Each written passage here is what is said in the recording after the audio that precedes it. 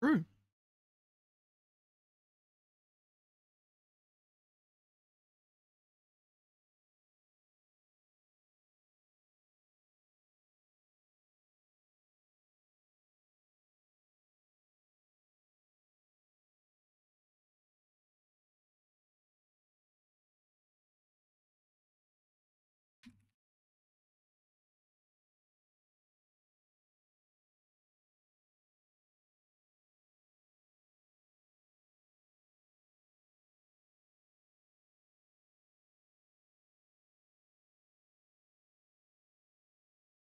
Most infamous men in the world. Andrew Tate's misogynistic tirades have been viewed billions of times online. He's now been effectively banned, though, from the internet. He doesn't think that's fair. Tonight, I'm going to try and work out if it is. What do you mean? From London, this is Piers Morgan Uncensored. Well, good evening Yes, from London. bloody Welcome to a special Morgan. edition of Piers Morgan Uncensored. Andrew Tate, one-on-one. He's the most famous man you probably never heard of, with billions of views online. At one point this year, more people were searching Google for Andrew Tate than Donald Trump or Kim Kardashian.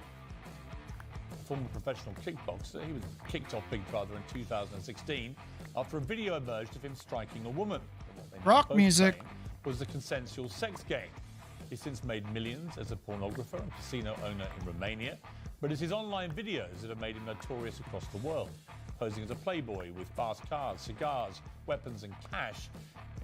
He rants about his often scandalous views on women. Or instruct a female to provide sustenance. Cook. So I think my sister is her husband's property, yes. Tells young men they can get as rich as him by paying for his digital life. True. Thank you, I have Andrew. 100 business tips I'm going to teach you, which will allow you to make your own money instantly. But amid a global media backlash, the net has closed on Andrew Tate. While millions still share his videos, he's effectively banned from the web, booted off Facebook, YouTube, Instagram, Twitter, and TikTok. To his fans, he's a misunderstood satirist and the victim of big tech censorship. To many others, he's a malicious misogynist. Tonight, I'll try and get to the truth. Well, some of the opinions Andrew Tate shares in his videos are undeniably deeply offensive. We're going to show you some of them on this show. I think you should see them for yourself, not simply hear what he says about them or what other people say about them. Oh. Tens of millions Hey, of buddies. people across the world follow Andrew Tate, and with a big following comes a big responsibility, as well as a public interest in holding his views to account. If outrageous opinions are read aloud, they can be challenged and exposed for what they are. If they're silenced, the person holding these views can become a martyr. So that's why I invited Andrew Tate to come here tonight, and he joins me now live. So, Andrew, well, welcome, first of all. You've come all the way from Romania to do this interview. Correct. What do you hope to achieve from this interview? Why are you here? It'd be interesting to have a conversation with you. You've certainly been the subject of your own divided opinions in the world. There's a lot of True, he's people so who say brave. some of the things you say are perhaps dangerous or toxic. So I thought you'd be a good person to speak to about this subject. I didn't know much about you before this year, and then I suddenly became very aware of you, as the world did, because, as I said earlier, you were the #1 subject searched on Google ahead of Donald Trump. I didn't think it was even possible. Why did you get suddenly so popular stroke infamous, do you think? I exploded. I certainly didn't do that with magic. I've been on the internet for a very long time. I think in the world we live in now, as the other side, the people who disagree with me, as they get more and more tyrannical in their censorships and their hate mobs, etc., as standard masculine practices are deemed toxic, I didn't put a magic spell on everybody. I managed to accumulate a large amount of affinity with the male populace across the Western world because I'm simply saying things that many men believe, think, and feel. The problem I would say is I want to play you just a clip off the top. This is from Joe Rogan, who's somebody I absolutely love. Sure. And I think it explains to me what I presume my issue with you is going to be, right? Correct. And you All right, have absolutely got the right to try and persuade me otherwise. Sure. But Joe Rogan said this about you. My 12-year-old and my 14-year-old asked me about Andrew Tate. And my 14-year-old asked me, I said he's a legit world champion kickboxer. I go, I like him a lot. Why do you like him? And I was asking him. And they said he says a lot of funny stuff on Twitter and TikTok. He f***ed up with the misogynist. Yes. Because if he didn't do that, if he just did the pro-male stuff. So I thought that was interesting because when I've gone over everything that's been at the centre of the debate about Andrew Tate, I come down with Joe Rogan in the sense that there's a lot of stuff you say I agree with. You know, I've got 3 sons in their 20s. It's not easy actually being a young male in the modern world. And I think a lot of the things that you say about that can resonate with them. The problem comes with the, I don't know, 10, 20% or whatever of your output, which on the face of it appears to be blatant misogyny. And when you couple that with your massive influence and huge reach, that is why the social media companies have decided to effectively cancel you. I don't believe in cancellation. I don't believe in censorship particularly. That's why I've invited you to come on the show. But I do think a lot of the things you've said are blatant misogyny. Do you accept that? So you made a very interesting point there. You just said on the face of it appeared to be blatantly misogynistic. I understand that on the face of some of the long format content I've made, if you're going to take a few seconds out of hours, chop it up, put it all over social media, accompanied with my massive fame, things can absolutely You're not be just a taken out of victim context. of people I do clip not hate women chimping in any you. regard. I have no negative relationship with women. No women have come forward saying I've hurt them. I have no criminal record for hurting women. There's no way I can be seen as the face or the devil in regards to how men treat women on the planet. I'm absolutely and utterly the opposite. I believe in protecting and providing. I've been misunderstood. There's been large contingents of people who have tried very hard to purport lies about me. And the truth of the matter is, I've been producing content for a very long time. Hours and hours of videos been cut down to 2 or 3 seconds of clip. Those clips have gone viral, and people misunderstand me. But I think you've just misunderstood. Context, and I'm not sure that is correct in the sense that it still comes out of your mouth. And some of the things Completely. Some of the things you've said, I just think are blatantly. Well, let's do them. Let's hear them. Let's go through some. Sure. Right. So you said this about Me Too stroke rape. This is probably 40% of the reason I moved to Romania. In Eastern Europe, none of this garbage flies. You go to the police and say he raped me back in 1988. They'll say, well, you should have done something about it back then. Yeah, so the point I was making was obviously at the height of the Me Too scandal, and also if we look at Amber Heard and Johnny Depp, there's been a lot of high-profile cases where men have been accused of things they did not do without evidence, and their lives have been completely and utterly destroyed. Right. When I say these things, people sit and say that, oh, he hates women. I don't hate women. I think rape is disgusting. I would take a stronger stance on rape than the British government. I think these people should face the death penalty. But to sit and say that women without evidence can go forward and just make up accusations against men, even though they've It's pretty easy to say that you were in favor of the death penalty for rape when you constantly imply that none of the rape accusations are real. So, yeah, basically. been repeatedly proven to destroy men's lives at will. Very is brave. absolutely and utterly What about a asinine. woman who was raped back in 1988 and goes to the police?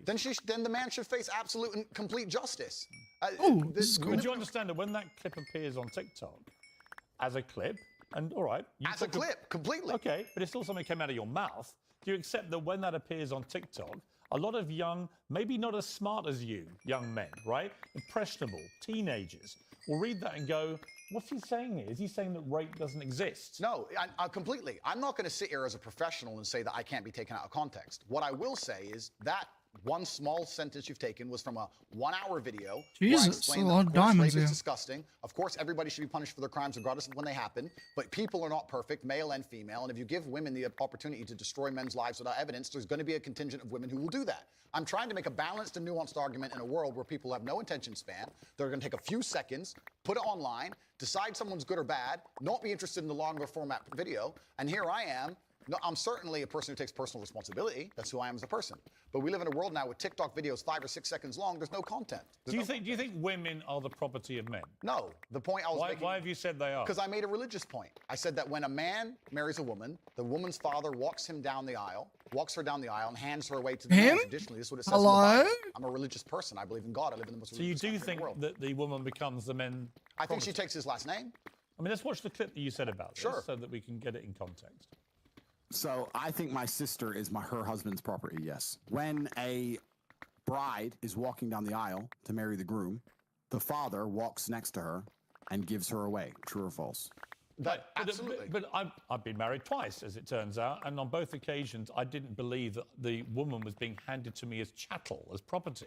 Perhaps the way... That is where you're the mistaken, I'm buddy. asked that question repeatedly, and I'm asked in a loaded way. So would you rephrase what you said there? Now, that's an interesting point about phrasing.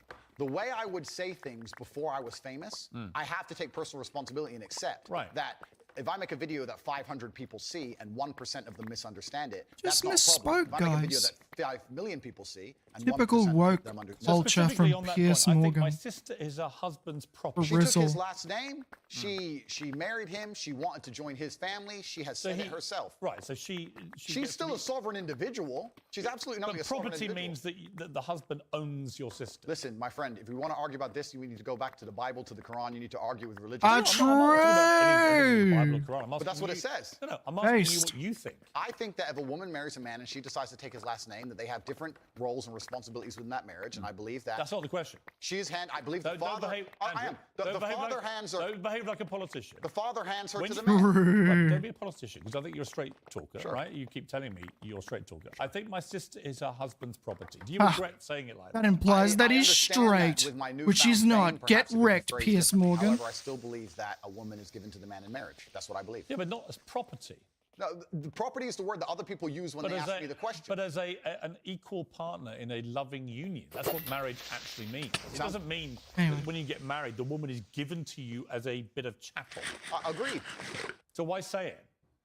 But that's the way that people ask me the question. People say to me, they ask the Oh, question. hang on. You can't blame people for asking you questions. Surely, if you want to be accountable for what Sure. you've said, you've got to own your responses, not blame the question. I own the response. Be like me asking you a question now, and you say something, and then say, "Well, actually, I blame you for I asking." understand, Piers. Piers, I understand. I believe the woman is given to the man. I believe she's given God, to he's the father. looking I believe she real. belongs to He's the getting man. She intellectually belongs to the man. outpaced by Fundamentally, Piers right, so Morgan. fundamentally, you do believe that a woman becomes a man's property at I marriage. believe she belongs to the man in marriage, correct? Right.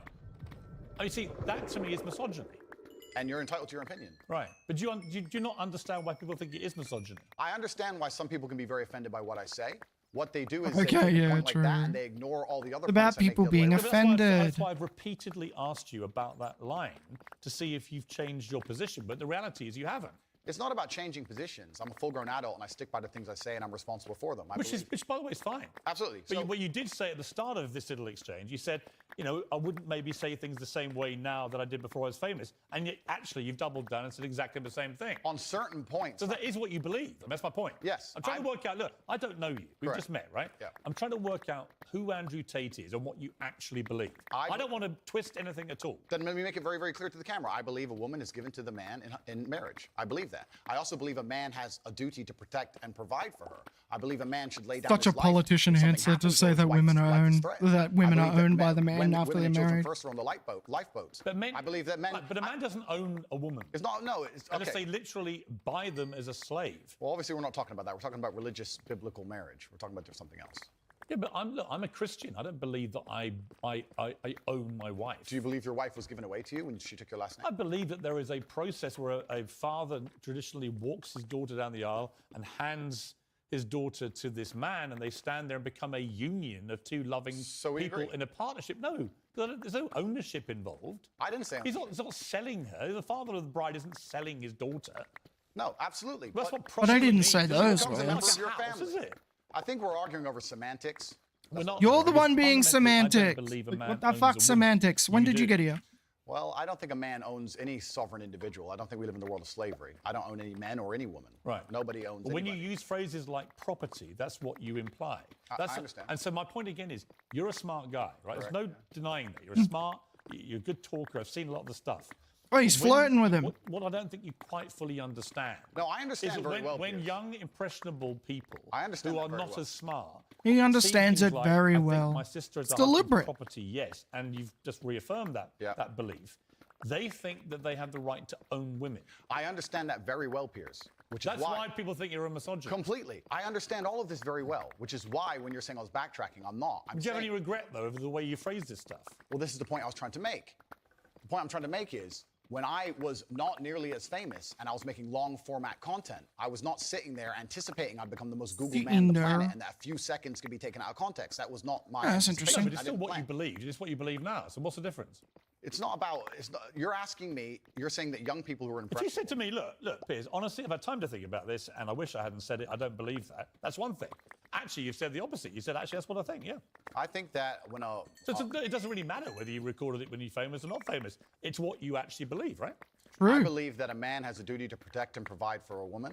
Yeah, I believe that a woman's father gives her away to true. the man. That's what I believe, and that's in my marriage. That's the circumstance I'm going to live under. If people want to live in a different scenario, that's completely theirs. Their prerogative.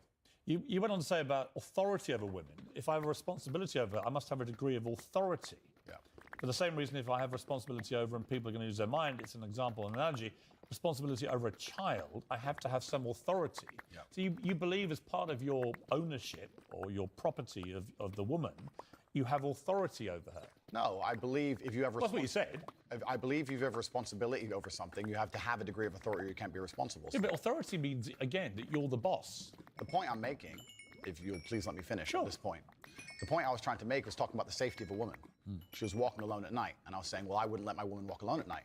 And they said, well, you're not in charge of her, you don't get to decide what she does. I said, I understand, but if I'm responsible for her safety, and I'm the person who's burdened with making sure she is safe, I have to have the authority to say, don't put yourself in unsafe situations. The two things are linked. Well, you don't have No, they're authority. not. You have you can absolutely have the right to say to the woman Fucking you're with, idiot. I don't think you should, but ultimately... See how he's trying to frame like his controlling actions are done in defense of the woman? Like, he's such a fucking pig. I said I can't force her. Right, of so course. authority implies that you have the ability to control someone. No, authority implies that I have the moral right to sit and say that that's an irresponsible thing to do, and I'm responsible. That's not what This authority is means. diamonds. Well, I'm not gonna. Wow. If you think I'm going to lock somebody up in their room, is that what you're implying? No, I don't think you know what authority means. I know what it means. I'm saying that if You I just said a different description of what authority if means. I have responsibility for her safety, then I have to have the authority to tell her not to do unsafe. Yeah, but authority means that you have some form of control over this woman.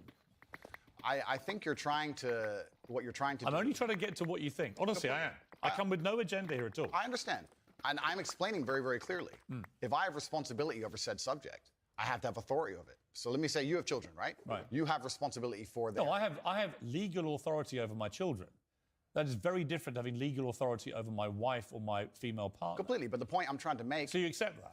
I accept that Because you used the analogy of responsibility for a child. My friend, these are very. These are actually really important things. They're Adrian. important things, but you interrupt me every 5 seconds, so it's hard for me to actually explain my point. The point I'm making here is very simple. You have children, and you're responsible for their safety, so you're going to have authority to say, don't go out at night, perhaps, because you want them to be safe. I have legal authority. You have a legal authority. Yeah. Legal authority. I'm saying that if I had a woman, and the question where you've raised this soundbite from, I was asked about protecting a woman, making sure she's safe, and I would say I wouldn't want her to go out at night on her own because I'm responsible for her safety. And someone said, well, you don't have authority over her to do that. And I said, well, no, I can't force her to stay inside. But if she were to ask me, how do I protect myself at night? I would say, well, you should stay inside. That's how you should do it. I don't have an issue with what So you we just agree. Said. No, because It's the semantics. No, you're it's not semantics. And this is what I don't think you quite get why there's a Semantic. fury over what you say. With respect. Because the semantics point would be if we're saying the same thing in different ways. But we're not. I'm saying to you that when you say I have to have some authority over a woman, I say to you, you have no right to any authority. Oh, I got 2 likes over a on the woman. stream. You do Thanks, over a guys. child if it's your child, because you are the legal appointed guardian of that child. Understood. You're not a legally appointed guardian or some authority reason- over your wife or female partner. Legally appointed, absolutely not. I agree. However, when it comes to things like personal responsibility or personal safety, men, largely by society, are accepted. We're the protectors and providers. We can sit here and pretend that in the world we live in, if me and my wife were walking down the street and men were to come up and try and attack us, I wouldn't be the one fighting. But we both know in reality I would. Right. I have a degree don't I have a disagree. degree of responsibility to protect her. So if I have a degree of responsibility to protect her physically, then the point I'm trying to make is I will do my best to make sure she's never putting herself in unsettled. He's implying that like there's a social like it's an intrinsic. I can speak English very good. He's implying like it's a responsibility or something like that, and it's like he's making it seem like it's his job when it's a moral responsibility, not a masculine male responsibility kind of thing.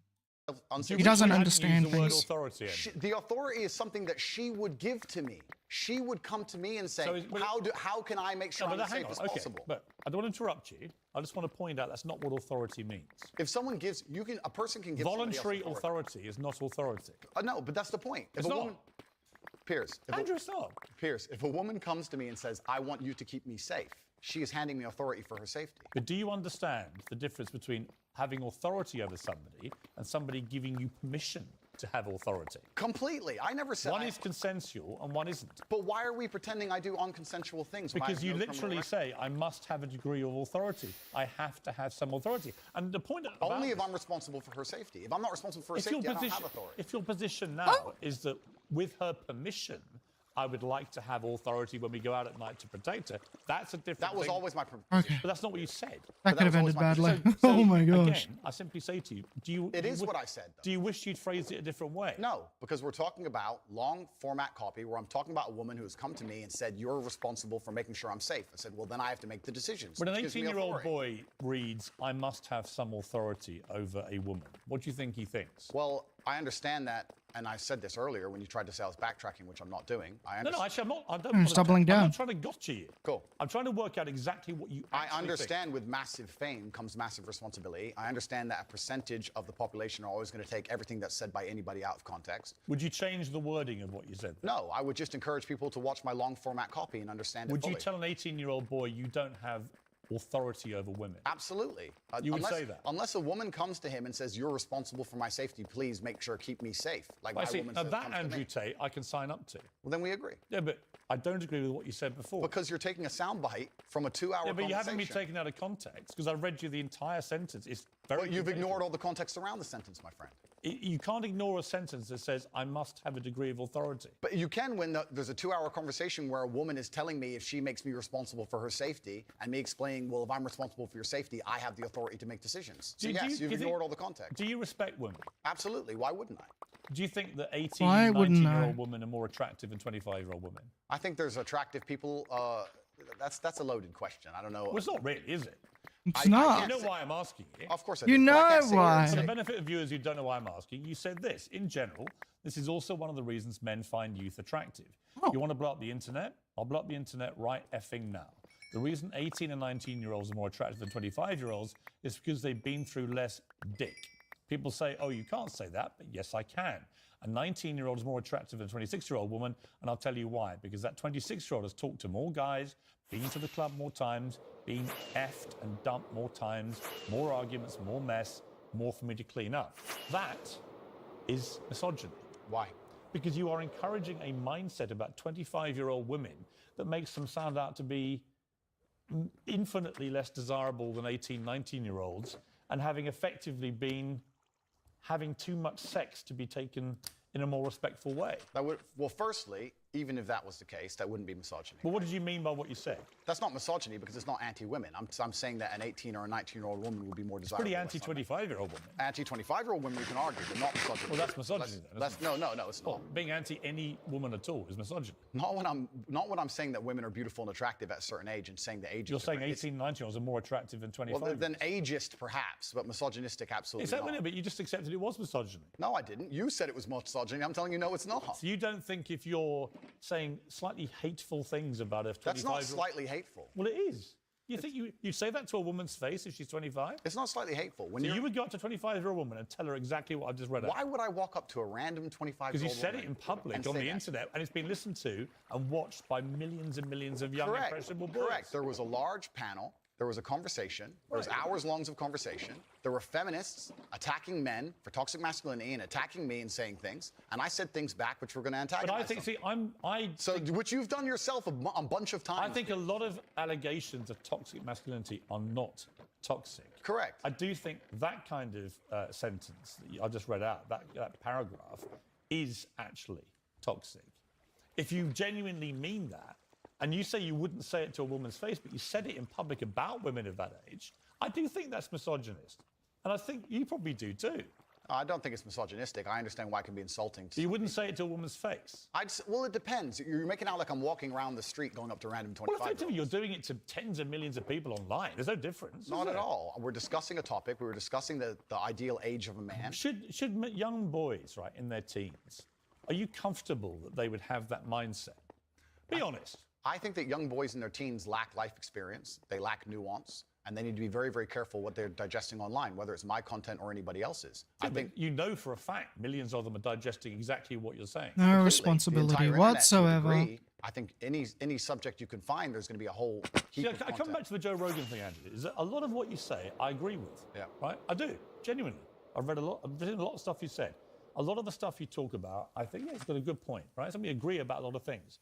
But when I Anyway. read that kind of thing, I'm like, how much of that is you? How much of that is some act? Do you regret saying stuff like this? I don't- And actually, do you see it as weakness to admit you shouldn't have said something like that? No, I don't live with regret. I think what's happened is that, like I said, long format content, arguments with feminists, arguments with the toxic masculine crowd, arguments with the left, and they're going to take a small clip, small sentence from ours, and they're going to try and paint me as a But villain. I'm not left or right. I don't know what you are, Piers. Exactly. That's my point. No, but that's my point. And I understand, and you're doing exactly as I knew would happen on this interview, which is because you're a busy man. You're not going to watch hours and hours and hours of video. Actually, I have watched hours and hours of video, and I'm going to come to the stuff where I agree with you, and I'm going to come to the stuff about your censorship, which Sure. I have issues with. So this is, it's a long interview, right? Sure. I just There is absolutely nothing wrong with censoring Andrew Tate, but okay. thought off the top, you said to me, and you were quite bold about it, well, go on, then let's go through these. And you should keep going. I will sit here and stand by what I said. I believe that on man. that, I just read to you then. Yeah. Do you wish you hadn't said that? I understand how it's been misconstrued. I understand how it's been weaponized against me. Do I regret it because it's been weaponized and used against me? Well, that's slightly annoying.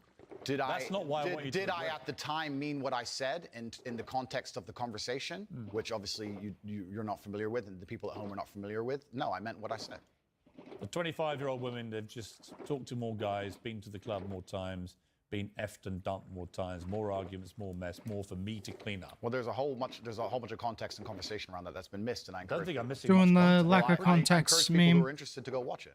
Right, but I mean, I've just read out 3 sentences on the bounce there. I don't think there's any context I'm missing. I mean, you've made it pretty clear what you think about the difference between 18 and 90-year-old women. I wasn't and talking about 26-year-olds. myself, even. I was talking with a Muslim guy who was on the panel, and he was explaining how youth is very valued in most parts of the world, and why virginity is valued in most parts of the world. And the feminists were arguing against it. And I was sitting there, actually, very much like you, a mediator between the two, explaining why, in most of the world still today, perhaps not in the Western world, virginity is coveted, youth is coveted in most of the world, and throughout all of human history. And I was sitting there making the point, explaining why in certain parts of the world they think how they do, Well, in large parts of the world- even though it's very different to the Western world. So I was making a point, mediating between two groups very similar to yourself. The conversation has been misunderstood. They've taken this clip of it, and it's being weaponized and used against me. I understand that is because I am now the most famous Google person on the planet. It's inconvenient, sure, but I'm definitely not a danger to Google women in any person, regard. eh? I date women 25, 26, 27 years old all the time. None of them are offended by the things I don't say. think you're a danger to women. Of I course think not. I think the danger, if it concerns you, the danger is the influence you have on young men to have this kind of mindset about women. And that's really where I'm trying to get to what you really believe and how much you've just shot off because you think it's like entertaining and you haven't really given it much thought. And whether now you're a bit older and you've had all the fallout, whether part of you is thinking, actually, if I had, as Joe Rogan says, if you hadn't said stuff like this, you'd probably still be on these platforms. You'd be massively more popular, massively more famous, massively richer. So I'm really just trying to get to, on the blatantly misogynist stuff, do you just wish you hadn't said it? With great power comes great responsibility. It was Okay, fucking Spider-Man, what the fuck is that? With great power comes great responsibility. Fucking Spider-Man over here. Jesus fucking Christ, Andrew. certainly said before the great power came. It's inconvenient to a degree. However, like I said at the time, with the context of the conversation, I know that I'm not saying things which I believe to be detrimental to the world. However, they've been misconstrued and they've been misunderstood. If a 25-year-old woman was watching this, would you say, I'm sorry for saying that? Well, I wouldn't want anyone to be offended by anything I say, but I say if- things. Wow, but I say things that offend. And this great is the thing answer. that's interesting, Piers. Please let me finish. Yeah, but are you, again, you're Please. behaving like a politician. But hang on. You could say I'm interrupting. You do. But you're answering a different question to the one I asked you. So, as an interviewer, you're, Sure. Okay. you're Sure. behaving... Sure. Okay. Let's. Sure. Okay, you accept that. Let's No accept we problem. both No got problem. Oh my Okay. lord. So, again, my point is simply, if a 26-year-old woman is watching this and has heard those comments, Yeah. would you just say to her, look, I'm sorry, I shouldn't have said that? No, I won't. I will say that I am sorry that that offends you. However, there's a large contingent of the world. That doesn't and- mean you're sorry. No, I'm not sorry. That's the point I'm making. I'm sorry if that offends you. However, there's a large contingent of the world that believe that, and I was mediating for a conversation. Parts of the world that believe that about 26-year-old women are parts of the world where women are not allowed out on their own. That's a They conversation. have to wear full burqas. Well, that's a conversation They're not to have. allowed to drive cars. That's nothing to do with But me. is that the kind of world for a woman that you I was mediating. applaud? I was mediating a conversation. No, I'm asking you what you think. I don't live in a country where that happens. So you're using that as the excuse for why you're not sorry for saying it. It's not an Is that there are excuse. parts of the world where this is fine. My So friend. my question to you is, well, do you think it's fine? I don't think it's fine. I live in a world where You don't think it's fine? the reason This I isn't that hard, Andrew. You can simply say, Piers, you know what? With the benefit of hindsight, I wish I hadn't said it like that. And if a 26-year-old woman's watching, I'm sorry I said that, because that actually is blatantly misogynist. And even though that's a view held by other parts of the world, it's not a view I share. Now, I would respect you more if you said that than if you try and say, well, it's said in other parts of the world, so I'm not sorry. I think you That need, doesn't tell me what God, I'm you so think. bad then at you this. need to understand why my content existed in the first place. My content existed because I tried my very hardest to be an absolute and utter realist, especially with uncomfortable truths. I was pointing out that very uncomfortable. Is that a truth, then? It's an uncomfortable truth in many parts of the world. It's not a truth that I'm happy about. It's not a truth I created. Hang on. You're doing it again. What do you mean that's a truth in other parts of the world? That's what you said. It's not, you're not talking about another part of the world. You're talking about what you believe is the difference between 18 and 90-year-olds and 26-year-olds. I was talking about It's your belief. I was talking about what the people on the panel believe the difference is. So what do you think the difference is? I think the difference is age. What's the difference then? Well, then a 26-year-old's older than a 19-year-old. And so you stand by what you said about talking to the guys, being to the club more times, being effed and dumped more times. Well, Do you I- believe that or not? No, there's plenty of 26-year-old women who have been with one man or virgins, Right. of course. So you don't believe that? I don't think that the age is the only thing that's going to decipher how many men and women. Right, so if you don't actually believe what you said, just say sorry. It's not about not believing what I'm saying. It's about you understanding that there's large conversations going on. I'm in just this reading context. back stuff you've said. I know and you I'm are. asking you, do you believe it? I believe that it's more likely a 26-year-old's had more partners than a 19-year-old. Right. You don't know that. I don't know that. You're right. In fact, there could be absolutely no evidence for that whatsoever. Completely agree. So why say it? Why stigmatise all 26-year-old women? It's not about, we're repeating ourselves here. We're not really. I'm just trying to get to what you actually believe. I believe that men find youth attractive in general. I believe that in the context of the conversation. 25-year-old women aren't old. I agree with you. They're not, especially I'm old. I'm a lot older than that. The point I was making was part of mediating a panel, a conversation between feminists and some Muslim guys. I get it. Okay, I get it. good. But So you understand why I said the sentence. But as far as I know, you weren't espousing what a Muslim man might think. You were espousing what you think. I was espousing what the people on the panel believed. But you were saying what you think. I feel like you're trying to pin me down. If it's not what you believe, just Oh, say, I don't believe it. he'd know all about that. What part wouldn't I believe? Well, you tell me which part you don't believe. There's the sentence. Which part would you now say you don't believe? I believe that 25-year-old women perhaps have had, because they've been alive longer, maybe have had more partners, but I don't believe that makes them a bad person. Right. But you understand that the way you phrased it makes every 25-year-old I woman understand. feel a bad person. No, I don't think so. Of course you do. You're not stupid, Ad. Come on. Piers, Andrew, you're not stupid. You know what that sounds like to any 25, 26-year-old woman. completely. And you're Right? So you have maligned every 25, 26-year-old woman with that statement. And I'm simply asking you, to all those who are not of the type of women that you've described here, are you sorry? I don't want anybody to be offended by anything I say. I Oh want to be a my positive force in God, the you world. are such a I fucking don't want anybody loser. to hear what I say and make them feel bad about themselves. I want all people to live righteous and good, whether they're male or Right back. female.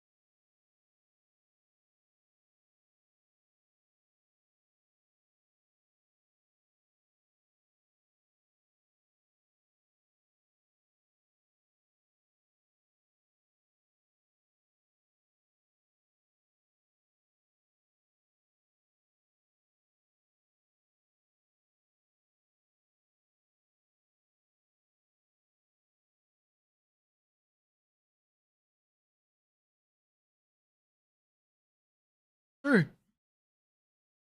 And anybody Do who's you lead a righteous life? I think I do, yeah. Do you? Yeah. You boasted openly of having 6, 7 partners at once. So is that Oh, right? that's interesting. I'm not taking there's no moral view from me. Simply asking you what you think righteous means. I think righteous is living true to your heart and knowing that you're doing good by people, not snaking anybody, not lying to anybody. I know I live a very righteous life. Have you ever been in love? Yeah. How many times? Plenty. I believe in love between men and women. I I mean, think- real love, you know, where it's... Yeah. I believe... How many times would you say? Enough. I believe men and women are Enough. a beautiful union. I think we're slightly different, but when we work together, we're the most powerful force in the world. How many women have you loved? I don't know, Piers. A few. Give me a ballpark. 5, 10, 20? Let's say... You don't forget how many people you've been in love with. Come Let's on. say 10. I mean, I've been in love, and I certainly believe that men and women, when they work together, it's the most beautiful force on the planet. I believe in family. I believe in children. I believe in... If you believe in family and children and love, Yeah. why are you single? I'm not single. Well, you're not married. That's what I mean. Well, if I was married, the last thing I would do is advertise it to the feral psychopaths on the internet. So I'm not a feral psychopath. Well, that You called me friend earlier. can be debated, Piers. But the point I'm What I'm I'm there. making as a whole is that all of these... Do you want to get married is my point. No, but let's please for a You second. don't or you do? Let's please for a second, because you've interrupted me so many times I've failed to... Well, actually, I've only answer. interrupted you, just to be clear, when you've actually answered a different question. Cool. Well, then, on all these points you're And you've making... admitted that. On all these points you're making, on repeat, you're taking these sentences and on repeat you're using you're weaponizing them against me. I'm I not understand. weaponizing anything. Okay, it's fine. No. The You're point- weaponizing the weaponizing, which No doesn't problem. exist. No problem. But You said to me, come on, bring it on, read out all the things that you think are blatant misogyny. All I've done is literally read out all the things we identified from all the research that I thought were blatantly misogynist and Understood. given you the chance to respond. And the only time I've interrupted you is when you've tried to answer a completely different question. Understood, Piers. But these things were said in large context where often I'm talking about how, for example, on the same podcast where you've read one of them sentences from, I was talking about how it's a man's duty to die by a woman. And the guy asked me, he said, if 10 men with knives attacked your woman, wouldn't you just... I said, yeah, I'd stand and die. I'd never just run away because I have a duty as a man. I must die on the spot to protect her honor and my honor. I'm talking about I a man must die having on the spot to protect responsibility your honor. to his duties. I'm talking about the old traditional ways of masculinity. And what happens is a few sentences from such a long conversation is taken and used against me. I understand that. So I want you to Oh my god, this guy is cringe.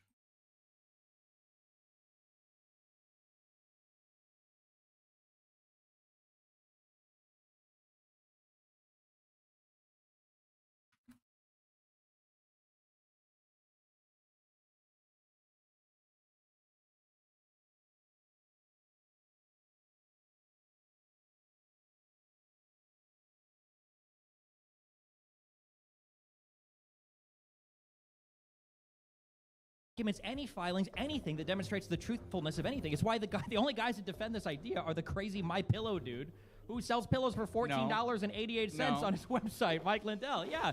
Do you think that there's a possibility that he might make himself endearing to you and your family because he knows that you'll go out and you'll make good propaganda pieces for him? Did that ever cross your mind? Well, by that logic, he should be nice to you also. This is our second time debating, and what frustrates me in debating you is that I think you have the wrong self-conception that you are somehow presenting facts, and you will use terms. Basically, every single thing you're saying is just not true. Not true? But I mean, This is like Vogue magazine saying Michelle Obama is the most beautiful woman in America, right? Everybody knows it's false. what do we elect Trump for to drain the swamp then? If you're going to tell me at the end of the day none of this stuff can be found or prosecuted or charged or anything. Have you seen any caravans since Trump took office? Nobody wants to come to the United States since Trump took office. Thank you.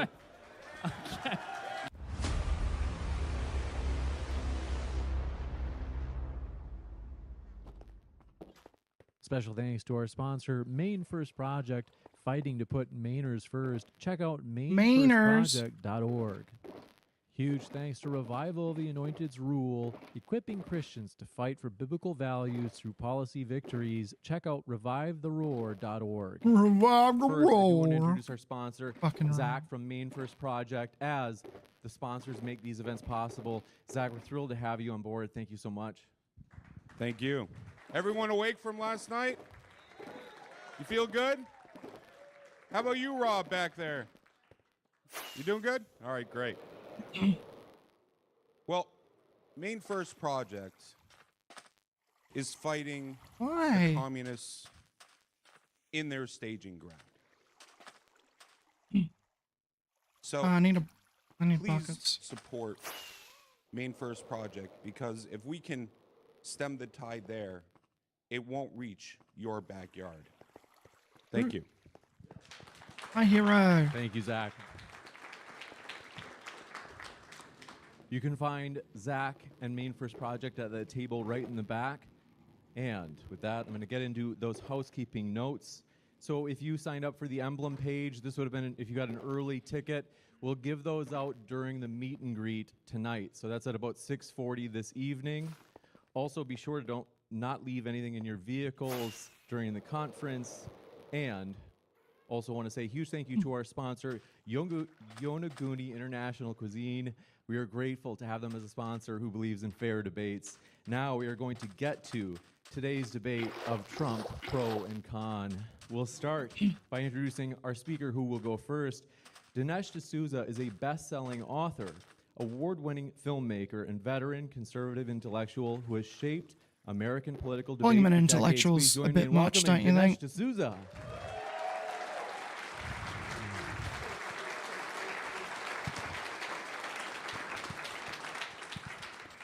And on your left, Stephen Bunnell, better known as Destiny, is a pioneering political live streamer renowned for his rapid-fire debate style and extensive experience debating across the political spectrum. Please join me in welcoming Destiny.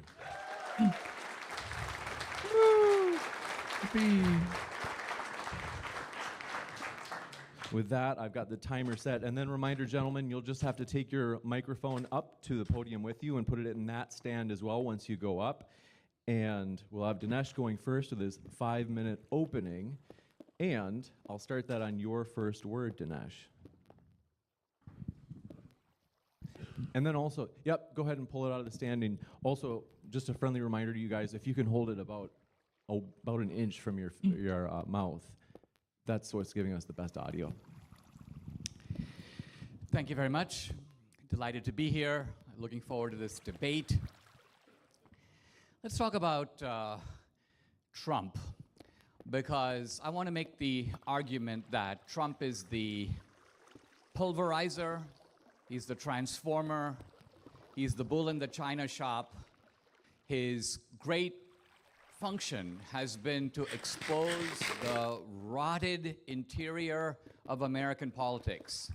A rotted interior aimed at ripping off the taxpayer to the benefit of a small, privileged elite. We have created a system in this country. It is of fairly ancient pedigree. It goes back to the progressive movement that started in the early 20th century. Its great villains are Woodrow Wilson, FDR, LBJ, Obama, Biden. And essentially what progressivism is, it's progress, in quote marks, away from the founding. And modern progressivism has essentially built itself around targeting the white, heterosexual, Christian male. That is the enemy, and the whole system is based upon demonizing that guy, destroying him, blaming him for all the sins of the world, and constructing a rip-off scheme around that to benefit people who don't fit that description, like my opponent here, Destiny. Now, Trump, in some ways, conscious of this, and in some ways not, I'm a victim. Strides into this rotted system and breaks all the rules. He speaks like no other president, and his function has been ultimately to blow open the doors on what is really going on. Expose the crooks in politics, by the way, many times in both parties, mainly on the left, but also some on the right. Expose the media, expose the high-tech platforms, which have become platforms of censorship and would be now if it wasn't for Trump. And Trump has done this at great personal expense, great personal risk. He has ultimately so much expense from becoming even more wealthy. He has risked his entire empire and prosperity, and more than once he has risked his life. I mean, what more can you ask of a guy? What more? Now, on the foreign policy front, Trump has pulverized two of our terrible enemies: Iran, which is a global menace, and Yeah, menace. Venezuela, which was an outpost Venezuela. for Iran. Trump has done this cautiously. He's done it in his traditional Trumpian style. Basically, it's the style of the Western hero who goes into the bar, pistol whips a few of the bad guys, and walks out. And his message Is this guy is as actually a new sheriff in town. intellectually disabled? So Like, even what the if Trump fuck? were to quit and exit Iran now, which, by the way, I think he should, he will have left that country in an institutional shambles, which will benefit us long term. So on foreign policy, How? Trump He has will done not more, explain. and he does it almost backhandedly. He's like the teacher who just kind of flicks his hand, and you kind of take it on the face, and you never recover. Now, on the domestic front, Trump's goal has been economic as well as cultural. Cultural, Trump has done a lot to revive patriotism, a genuine love of the founding, a genuine love of America. And he's not doing this single-handedly. Let's remember, Trump is part of a movement that he represents. And that movement is to expose radical feminism and the perversion it's inflicted on the family.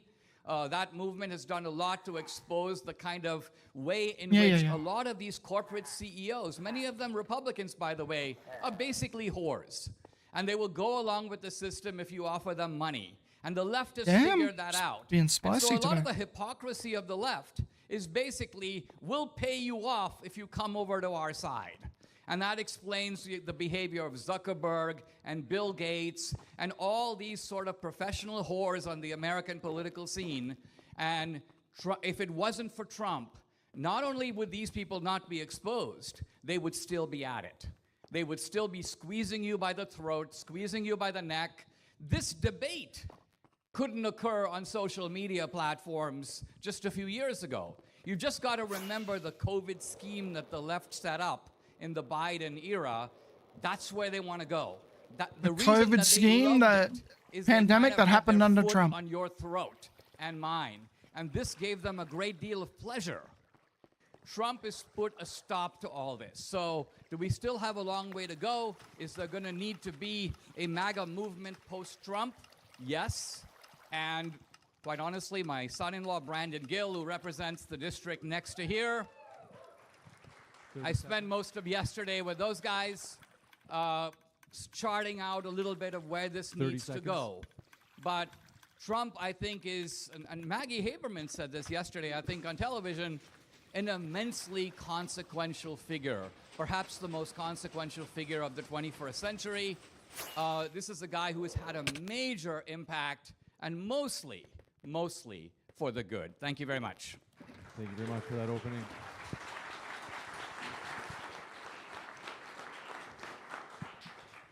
All right, we're ready for you, Stephen, for your opening as well. I've got the timer set for you. This guy, Mr. Borelli. See, we're pretty far apart in realities, me and Dinesh, and I'm sure we'll go through that in this debate. I thought a little bit about, do I think Trump is a good president or a bad president? And I actually do think that, in some regards, Trump is a pretty good president, just not for the United States of America. If I was a conservative and I was looking at things to get fixed in this country, on the domestic front, I could look at the budget. One of the things that conservatives talk about over and over and over again is that they like to balance the budget. Trump took a shot at that, and he failed worse than George Bush did. We had Doge come in, and they found essentially nothing. Doge has been all but disbanded at this point. Nobody even mentions it anymore. Elon initially came in promising to spend promising to save $2 trillion, which is more than we even spend on our discretionary budget. And in the end, he ended up saving virtually nothing. No, it's still there. Okay.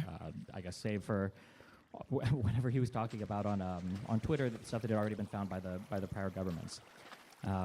We have our massive illegal immigration problem, where supposedly 20, 30, $40 million illegal immigrants came in, or 20, 30, 40 million illegal immigrants came into the country. And so far we have maybe 3 million deported, if you believe the administration's numbers.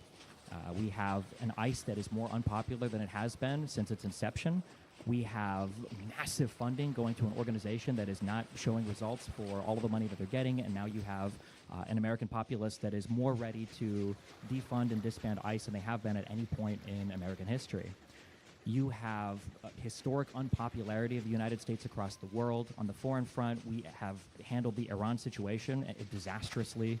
Iran is poised to become to emerge as the strongest power in the Middle East, which is in some ways tragically and hilariously unfathomable just a few years ago. You had a Donald Trump who was criticizing us sending some amount of money to Iran in the form of the JCPOA in exchange for them not getting nuclear weapons, to a Donald Trump today who is poised to allow Iran to earn more money in a day than they would have earned throughout the entirety of Obama's nuclear deal that he had set up with that country.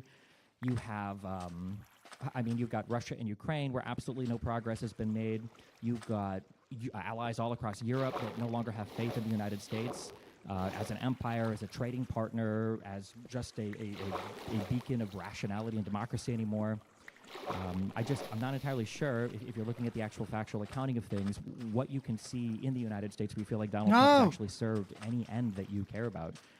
I do think that if you are an enemy to the United States, if you're China, I think that you'd like the way that Donald Trump has approached world politics because it gives you, you can laugh about it, but they're looking at Taiwan. They're looking at Taiwan over there, and they see how Donald Trump has treated Ukraine. They see how Donald Trump has treated now, I guess, Israel. It looks like he's not too fond of them, and I'm sure that they're gearing up to do whatever it is they want to do in Taiwan, maybe repeat what they did in Hong Kong. You look at Russia, and you see that Donald Trump has all but abandoned Europe, and the support to Ukraine has been lackluster at best, and it has given Putin a lot of room to navigate and maneuver through his European, like friends, as he's traded with them, and Donald Trump has stood by and basically done nothing. I guess we'll hash it out on the factual level here, but I think that Donald Trump has failed to come through on basically every single thing he promised the Republican Party, other than, I guess, posting like an insane grandpa on social media. And I think that he's weakened the United States' position around the world and probably made our adversaries feel more comfortable in their constant belligerence of us and our allies. Thank you very much.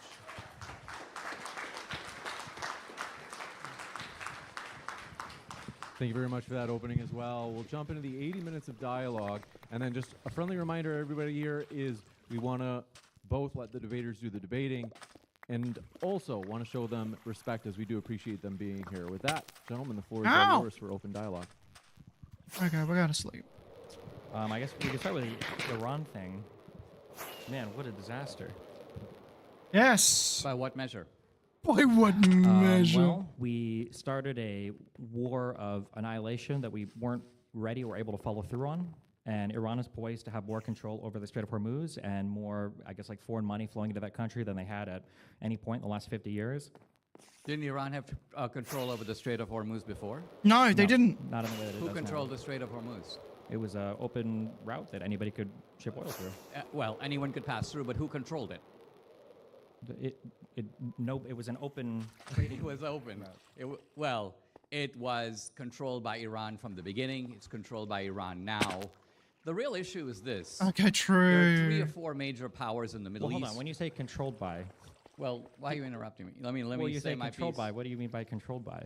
Well, what I'm Do you saying think is that you have a narrow strait that is basically sitting in the backyard of Iran. So as a practical matter, the country that happens to have that proximity is going to exercise a large degree of control. That's a simple fact. They now, weren't if you annoy exercising- Iran, you blow up its facilities, you destroy its navy, you pulverize its air force, you reduce it to rubble, they're going to cling to the Strait of Hormuz and go, yeah, we got a hold of this. So I understand that Iran is grabbing a hold of the Strait of Hormuz in its panic because that's all they have left. But you're making it sound like they're somehow stronger than they were before. Yeah. I'm saying that the opposite is true. Egypt and Saudi Arabia and Jordan, look at a little country like UAE, which was essentially a kind of fly compared to Iran. UAE is stronger than Iran right now. Iran doesn't dare attack the United Arab Emirates. UAE can pulverize Iran. So the truth of it is the combined force of the United States and Israel has leveled Iran to the ground. Now, in a country of 90 million that's rather large, it's not easy to overthrow the regime without going in there, going door to door, grabbing every mullah and pulling him out. The Iranian people, frankly, have to do that, and I hope they do. I would encourage them to do it. I would give money to send a million rifles into Iran to arm the Iranian people against the government. but I support the Reagan doctrine, which is that people should fight for their own freedom. It's not our job to liberate Iran. It's our job to protect our own interests, America first, and Trump is doing that. In what way do you think Iran is controlling the strait now than is it in the same way they had before, or do you think it's more than they had before? No, I'm saying it's in the same way that they have before, but they are So you think exercising- that people have always been afraid to sail tankers through that strait, the Strait of Hormuz, and that they were going to get bombed by Iran for doing so? That's always been a fear. No, that's not the point he's making. The point is if I control that my they could just backyard, do whatever I they can want to allow begin people with, to so pass therefore through, it's but they're passing okay. through at my behest, at my say-so. I can charge them money if I want to go through. I still have the same Brilliant degree of argument. control. This now, is so I cannot stupid. exercise it. You can modify the statement then, in that Iran is now exercising deadly, I guess, restraint over the Strait of Hormuz than they were before. Regardless, their control of the strait has changed in character in a way that it never had before. Yes, I agree with that. And that's due to the United States attacking Iran for reasons of which I still don't even fully understand. And the only way for us to alleviate that situation is to give Iran a deal that leaves it a stronger nation than it was before we entered this conflict. The entire terror network, not only of the Middle East, I'm not just talking about Hamas and Hezbollah, I'm not just talking about Boko Haram in the north part of Africa, but extending through Venezuela, Hezbollah in South America. Iran was the malefactor. Iran was the hub. They were doing it from their base. And so clobbering the base is what Trump set out to do. Now, you may not think that's a good idea. You may like the terror network. You may think that, as Tucker Carlson says, Hamas is a political movement. It's like the Labour Party. It's a force for good. The Muslims are up to doing great stuff in America and Australia and Canada. We need more of them. We need more mosques in Dallas. If you take that view, then you're going to think that Trump's bad. But if you agree that there is an Islamic project that began in the 7th century, long before Israel, the Muslims conquered the Holy Land. They're the original colonizers. They have just realized that there are dupes like you God, who what buy is this into the guy rhetoric of saying? colonialism, and so they mouth that rhetoric, the Ilhan Omars of the world, but they are the original colonialists. The Muslim view is colonialism is great when we do it, and it's not good if anybody else does it. And the reason they don't like Israel is really simple, because Israel is a force that is stopping them from colonizing the entire Middle East. That's why Israel is the little Satan. And yet Israel is the country that is the most opposed to the deals that Trump is trying to cut now with Iran. Why? The reason why is because Israel is opposed to those very same terror networks that you claim that we've somehow magically defunded by attacking Iran. But we haven't. Israel understands that Hezbollah is poised to become more funded and more powerful and more capable than ever, because Iran is now going to be taxing the Strait of Hormuz. Iran has shown the entire world that it can withstand attacks from the United States and Israel combined, something that used to be done only in theory or in rumor before, and now has been demonstrated in actuality. And Iran is going to have relationships with the rest of the world, and sanctions relief that Donald Trump was floating the idea. I don't know where we're at in any terms of deal with them. Donald Trump famously can never seem to finalize any deal. But now Iran is actually poised to be free of sanctions for the first time in my lifetime. And to try to sell this as some massive win, when conservatives have been changing the definition of what a win would be. Initially, we were going to be there for 2 weeks. Then it was just going to be a month. Then it was going to be before Congress could do a declaration of war. Then it was going to be, I guess, shortly after that we were going to have like some ceasefire. We've had like 30 ceasefires with Iran and with Hamas and everybody else. And I'm just so curious, if Iran is set up to be such a failed state after our attacks on them, why is Israel so opposed to the types of deals that Trump is trying to cut with Iran? Because Israel's interests in America sometimes diverge. Israel feels existentially threatened in the region, as we are not. Israel has the goal of, and I think they set in their minds after October 7th, we are going to completely remake the map of the Middle East, and this requires the Iranian regime to fall. So Israel is committed to the decimation of the regime or regime change. Trump, I think, is wisely chastened by the fact that in Venezuela, as in Iran, there are some risks of quagmire, getting stuck over there, of risking a large number of American lives. So I think Trump is recovered the wisdom of the Reagan doctrine, which is that people need to fight for their own freedom. They fight, we help. What was the goal of us attacking Iran then? The goal of us attacking Iran is the goal of taking the #1 global menace And let's remember that the menace of Iran is not the same as, say, the menace of Russia. Russia is basically a Machiavellian great power. They want to increase their scope of influence. Everybody does. China does, Russia does, India does, Brazil does. But Iran has this added factor.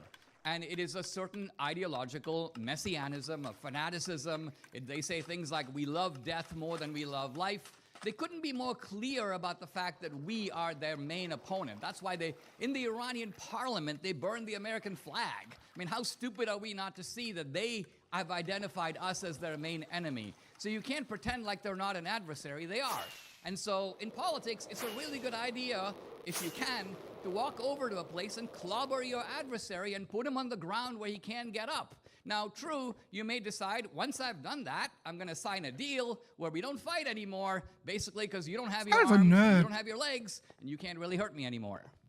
Except they're still maximally exercising control over the Strait of Hormuz in a way that has left the entire world laughing at the United States for the inability to actually enforce maritime trade, which was one of the biggest benefits that we had of having the largest and strongest navy in the world, such that Trump was literally begging and crying and screaming for his NATO partners to show up, the people that he'd thrown under the bus for the past 10 years, wondering why they're not showing up in the Strait to help them. But the reality is, there is no help there. Donald Trump can tell us every single day, which they have for weeks, that we've blown up every boat in the Iranian Navy. I was unaware that the Iranian Navy was a huge threat to the United States. I haven't heard of any of massive Iranian ships sailing around that was blowing up the United States at all in the past several years, but I do see all the drones flying through the Strait of Hormuz. I see tankers getting hit and struck. I see that the amount of oil that's going through there has basically collapsed, and nothing the United States has done has made that trade route any safer. It's been only bad for global trade, and it's been only bad for U.S. power over the past however many months we've been now stuck down in Iran in a war that I asked you, what was the point of going to war over there? It sounded like you were saying regime change, but then earlier you said regime change has to come from the people, and I don't know what the United States has to do with regime change in Iran anyway. I'm old enough to remember that we've tried regime change in the Middle East a few times, and generally it was considered an unpopular thing, but I guess in this case it would be under a Democratic president. Of course, it would be unpopular, but for some reason, Donald Trump gets a free pass. If I were to try to find any reason for why we're attacking Iran now, maybe we could point to them going after nuclear weapons, but that's equally confusing to me because Trump promised me and the American people that their ability to acquire nuclear weapons was completely destroyed when we bombed them several months ago. But apparently that wasn't true, I guess, or maybe they were able to rebuild really quickly, or maybe they found the nuclear dust, or maybe Donald Trump was just lying like he always does, but we're not supposed to take him literally, or we're just supposed to take him seriously, whatever that means. Maybe we're still attacking him now because we feel like Iran can still pursue a nuclear weapon, in which case I wonder why we ever pulled out of that JCPOA in the first place.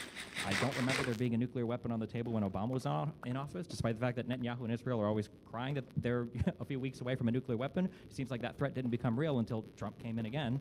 When I look at the state of the Middle East, I think that I think a more reasonable story of what happened is Donald Trump found that he was able to go into Venezuela, he could bully a smaller country, he could abduct a world leader, and for the most part, he got away with it. And he looked at Iran, and he foolishly thought that he could do the exact same thing. He tried it, he failed miserably, and now we've shown Iran, and Iran has shown the entire world, that they can actually apply an immense amount of pain to the entire world global oil economy with very, very, very cheap weapons. And because the United States doesn't have any diplomatic response on the table, because Donald Trump is not a man that can do diplomacy, and because we don't have a good military response on the table, because we didn't have clear goals set out at the beginning of this, and because we didn't even help or participate in the war between Ukraine and Russia, so we don't even know how to do drone warfare, we're left using Patriot interceptors, for $5 million a piece to try to intercept $50,000 Shahid drones while all these tankers are just parked at the beginning of the strait wondering if they're ever going to be able to come out or not. Number one, I'm a little older than you are, and if we put a little bit of perspective on all of this, we see that by and large, regime change in the world has a great and glorious history. Most of the time, it works out for the better. We've had, just to take the span of my own lifetime, we saw regime change in massively deadly adversaries like Germany and Japan, Italy. Regime change in Italy, by the way, was done by the Italians. They grabbed Mussolini, strung him up in the piazza in Milan, and the outcome was better. In the Cold War, there was regime change in about 30 countries, all of it to the good.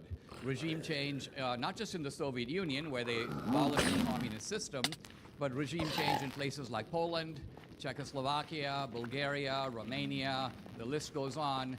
all these countries liberated at the end of the Cold War, regime change, and it all they got gold turned spears now. for the better. I hope we see regime change in Venezuela. Now, having said all this, regime change is, I think, a goal, but in foreign policy, you always have to measure the means that are used to achieve the goal. Can we get regime change in Iran? Yeah, but we may not be willing to pay the price. Now, if you look at this Iran war, and we got to try to be adults about all this. If you get into a war and you have clear objectives, the simple truth of it is, if you then turn around and say, well, yes, we've lost 7 men, or Iran fired a missile and it got through to Israel and killed 2 dogs, you're talking about a really powerful country. If you had to specify in advance, you would expect that there would be enormous casualties in Middle Eastern countries, in Israel, that Iran would be hitting American targets on a daily basis. This is a war. So what I'm suggesting here is that what Destiny is doing here is setting up an absurd calculus. Iran has endured. Well, what alternative do they have? A guy getting his ass kicked in an MMA fight is enduring, but that doesn't mean he's winning. Similarly, Iran is able to lash out here and lash out there, which we would fully expect. They're grabbing onto their own backyard, no surprise. They're unable to maintain even control over their old network. So we've disrupted the whole Iranian system. So when you talk about places like Russia and China, they're like, Trump actually is willing to use force. He's willing to do it prudently, but he is willing to kick ass. And this was what makes him different from, for example, an absolute mindless Joe Biden, a giggling, idiotic Kamala Harris. So again, when you're measuring Trump, you have to measure him against the absolutely impermissible alternative. Can you imagine what America would have been like had the Democrats won? Can you imagine the world we'd be living in? The rottenness of the system would continue. The censorship would be accelerated. The surveillance would be going on. There would be political targeting to a degree that we probably never imagined. Trump would probably be serving a life sentence. So this is who these people are. This is what they do. And Trump has liberated us from that. Basically, every single thing you're saying is just not true. Not true? But I mean, I guess so. Well, I mean, what's here's not where true? the metal meets the road. I mean, or the rubber meets the road, I guess. What do you think a successful end state for Iran looks like? What do you think it's going to look like for the United States to leave that conflict to emerge feeling like we were victorious? Because I will tell you that when Obama was in office, supposedly inept president who didn't know what he was doing when it came to foreign policy, we had a deal on the table with inspectors in the country, and we had a pathway to some kind of normalization with Iran where there was still intense pressure on that country. When Trump came into the first term, he tore up the JCPOA with nothing to replace it with. He set off the Abraham Accords and claimed peace in the Middle East without dealing with the Palestinian issue. Biden comes in, and lo and behold, what happens every time the Palestinians are ignored? They rise up and they do an attack. It happened with the first Intifada, it happened with the second Intifada, and it happened with October 7th. Go figure. Big surprise. Trump comes in the next time after achieving peace in the Middle East, and then he comes in and he does peace in the Middle East again by attacking Iran, and then he's done peace in the Middle East again by getting us in a war with Iran. What does the end state here look like? Because all I see is Trump making bad decisions, the bad decisions playing out in literally the most obvious manner possible, and then not knowing how we're going to come out of the bad position better than we were before, and conservatives somehow trying to pretend like it was a win every single step of the way. So so I'll ask, what is a positive resolution where you would look at our exit from Iran and go, that was a really good idea that we attacked that? You know, this is our second time debating, and what frustrates me in debating you is that I think you have the wrong self-conception that you are somehow presenting facts, and you will use terms like this is positive, or this is progress, or for example, you start off with an almost devotional premise, which is that Obama was trying to stop Iran from getting a nuclear weapon. My premise is the opposite. Obama was trying to help Iran to get a nuclear weapon while publicly professing the opposite to his domestic political audience. Why couldn't they do that in 8 years then? That was Obama's goal. Why didn't they do that in 8 years then? That's super simple. We have history. We can just look. Why didn't it happen in 8 years then when Obama was president? Because Iran is on a pathway to getting a nuclear weapon, and they were much closer. Basically, to get a nuclear weapon, you need a certain number of things. First of all, you need the knowledge. They've got it. Second of all, you need the resources. You said that Obama was helping them get a nuclear weapon. He was in office for 8 years. Where's their nuclear weapon when he was in office? Well, the It argument was just not the- true. I the- agree the with arg- what you the said earlier. It argument just has applies to always you. been the argument has always been that Iran, like North Korea, is on an inexorable path to get nuclear weapons. Do you deny that the Iranians have the desire to get nuclear weapons? They absolutely did after Trump tore up the JCPOA. Yeah. It was the No, one but thing you're to keep saying them under safe. Obama was so charming and persuasive that these radical mullahs who burn the American flag and say debt to America have the option of getting a nuclear weapon, but because Obama signed a document and gave them pallets of cash, the Iranians decided we will forego this ambition. We're not going to do it even if we can because we love Obama. Is that your position? My position is that you can do the goofy conservative, well, what would happen if a Democrat was in office? But the problem you have here is you have to actually contend with the history of what happened. And the history of what happened was Obama was in office for 8 years, and Iran did not have a nuclear weapon. And they were making no progress towards said nuclear weapon. The entire International Atomic Agency, everybody else agrees with that. It wasn't until Trump came into office the first time and then tore up the JCPOA, and then on his second time felt that it was so essential that we had to go and bomb Iran, and then we had to start an existential war against them. What happened? Well, How is it first that, of all, it's I not- ask it's- one more time, if you have no answer, that's fine. Obama was in office for 8 years. Why wasn't Iran able to get a nuclear weapon if Obama was so friendly and warm towards them acquiring a nuclear weapon in that time frame? Because they hadn't gotten there yet. They obviously were in pursuit, and a nuclear weapon is a huge escalation. And they saw the Syrian civil war that Obama supposedly had some hand in funding FSA fighters' weapons with, and they thought that that was a signal from the Obama State Department that Hillary Clinton was going to be really friendly towards an Iranian nuclear regime. They saw the death of Gaddafi, the fall of Libya. They thought that that was a warm signal from the Obama administration that they were friendly towards an Iranian regime. They saw a constant denial to Israel of their request to constantly go in and start wars with any of their surrounding neighbors that they felt like were giving them problems. This was a positive signal to the Iranian regime. There has been one president that came in and with no mind or thought for what's going on in the Middle East decided to believe Netanyahu when he showed up at D.C. and said, you really got to go after Iran. They're a big problem now. I don't understand how you can look at the historical facts. If this was 2010, maybe we could have this discussion, but history has already played out and it didn't happen. What you're claiming would happen didn't happen. You're offering the Neville Chamberlain view of foreign policy, which is that Hitler's not a threat because he hasn't yet invaded Poland. Hitler's obviously planning to invade Poland. He's militarizing Germany. He's increasing German strength. And Chamberlain is like, hey, Link, things must be going amazing because it hasn't happened yet until it happens. And then, of course, the whole calculus changes. Obama was promoting as best as he could radical Islam in the Middle East. The best case in point has to do with Egypt. Obama put pressure on America's own ally, Mubarak, got him out of power. This was all under the great guise of the Arab Spring. And then internally, Obama pushed for the Muslim Brotherhood. Think of it, Mohammed Morsi, a member of the Muslim Brotherhood, takes over Egypt. So an American ally is now turned into an American adversary with Obama's deliberate conniving and participation. So this was an utterly bad guy trying to take America down a notch and trying to help Iran and other American adversaries. By the way, not Egypt because I'm helping saying... when he came into power, the first thing he did was he sent a letter to the Israeli prime minister telling him that he was going to respect.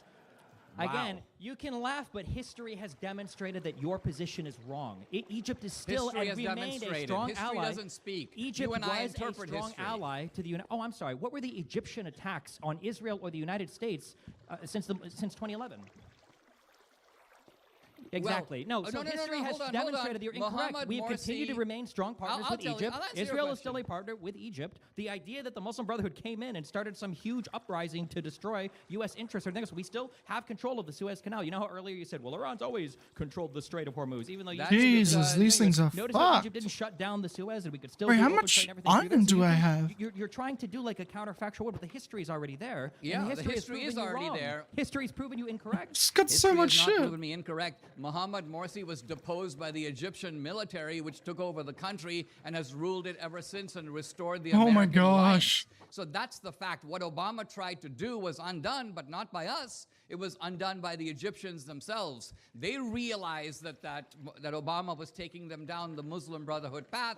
They got rid of Morsi, and the situation was reversed. You obviously don't know that. And It so you're sounds why to isn't me the Muslim like a Brotherhood government blowing us that up was now? sounds like a government was just functioning as a government does. Sometimes leaders come in that we don't like, and then other times leaders come in we do like. But regardless of anything that you're fantasizing Obama did, the Egyptian alliance or the Egyptian partnership with the United States and with Israel remained as it was. Nothing bad happened. Iran didn't get any crazy nuclear weapons under Obama, despite everybody saying it would happen. Nothing bad happened. Egypt didn't stop working with the United States or with Israel. Nothing bad happened. Yet Donald Trump comes in, and now I'm to be told, after we've lost more soldiers now in this whatever war we're in with Iran than we ever did in the Biden-Afghanistan pullout, another horrible deal that was negotiated by Donald Trump, by the way.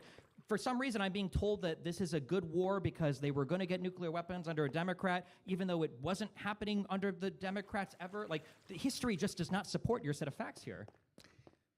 Which is why I will ask a final time, what is a good solution at the end of the Iranian conflict, whatever you want to call this? What is a win to you? Because right now I see it to where Iran is going to emerge from this conflict more powerful than they ever were, because they're going to have more sanctions relief than they could have ever gotten in the past, and because they might even have some amount of like toll control over the oil that goes through the Strait of Hormuz. These are things that Iran would have fantasized about prior to Trump coming into office a second time. But so I'm curious, what do you think is a successful emergence of that conflict where we feel like we've won? Well, I think the success is already here now, and that is a massive redistribution of power to Iran. You remind me of the scene in The Republic where Socrates is making arguments and Thrasymachus starts laughing, and Socrates is like, laughing, Thrasymachus? Is this a new form of argumentation I'm not familiar with? Well, what's going on here is that, by and large, Trump has the view, right or wrong, that there are sort of good Muslim regimes and bad ones. The good Muslim regimes, by and large, want to build up. Chill. They want to be on the frontier of technology. They want coffee shops. They maybe want a Trump hotel. They want commerce. They want AI. They want robotics. And this is Saudi Arabia. This is UAE. This is Jordan. And Trump's idea is, I'm going to mobilize the good Muslims against the bad ones. Who are the bad ones? Iran, Al-Qaeda. Who's been mobilized? So hold on. The U.S. is fighting this alone. You think Saudi Arabian fighter planes are helping us control the Strait of Hormuz? You think we're getting out of Dubai, we're getting ships and drone defense systems? Why? Maybe we should have worked with Ukraine. I don't know. Maybe they could have actually helped us out, but you know. You're fucking right. Oh, we did mobilize. Trump did help mobilize Saudi Arabia against Yemen, but how did that go for 3 or 4 years? Nothing came positively from that. Give Dinesh a chance to finish. Yes, sir. In politics, and by and large, this is the difference between someone who's just talking about it and somebody who's doing it. In politics, you got to ask, what do I want out of Saudi Arabia? Saudi Arabia is sitting on almost infinite oil reserves. Do we really need Bedouins from the desert in white robes to go attack Iran? No. We actually want a Saudi commitment to go into the frontier of technology, to invest giant amounts of money in the United States. If Trump gets that out of Saudi Arabia, he's gotten what he could get out of Saudi Arabia. Now, Egypt doesn't have a bunch of oil. But what Trump wants to do is basically create a pro-American, pro-Western regime or system in the Middle East. That's what he's doing. And the way you do it, again, coming back to the Western film, is you go into the bar. There are a lot of good guys in the bar who just want to drink. And there are a lot of bad guys in the bar who are part of this, gang. You want to pistol whip the bad guys. And then someone goes, well, how's the bar any better off? Well, it's better off because the people who are drinking are actually smiling, and the bad guys are all on the floor, or their bodies are being carried out of the bar. Things are better.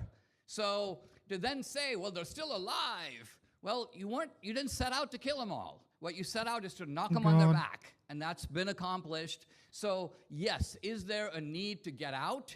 Is there a need for Trump to focus on the midterm? I agree completely. I said in my podcast 6 weeks ago, I do think it's time to start packing it up, declare victory, get out.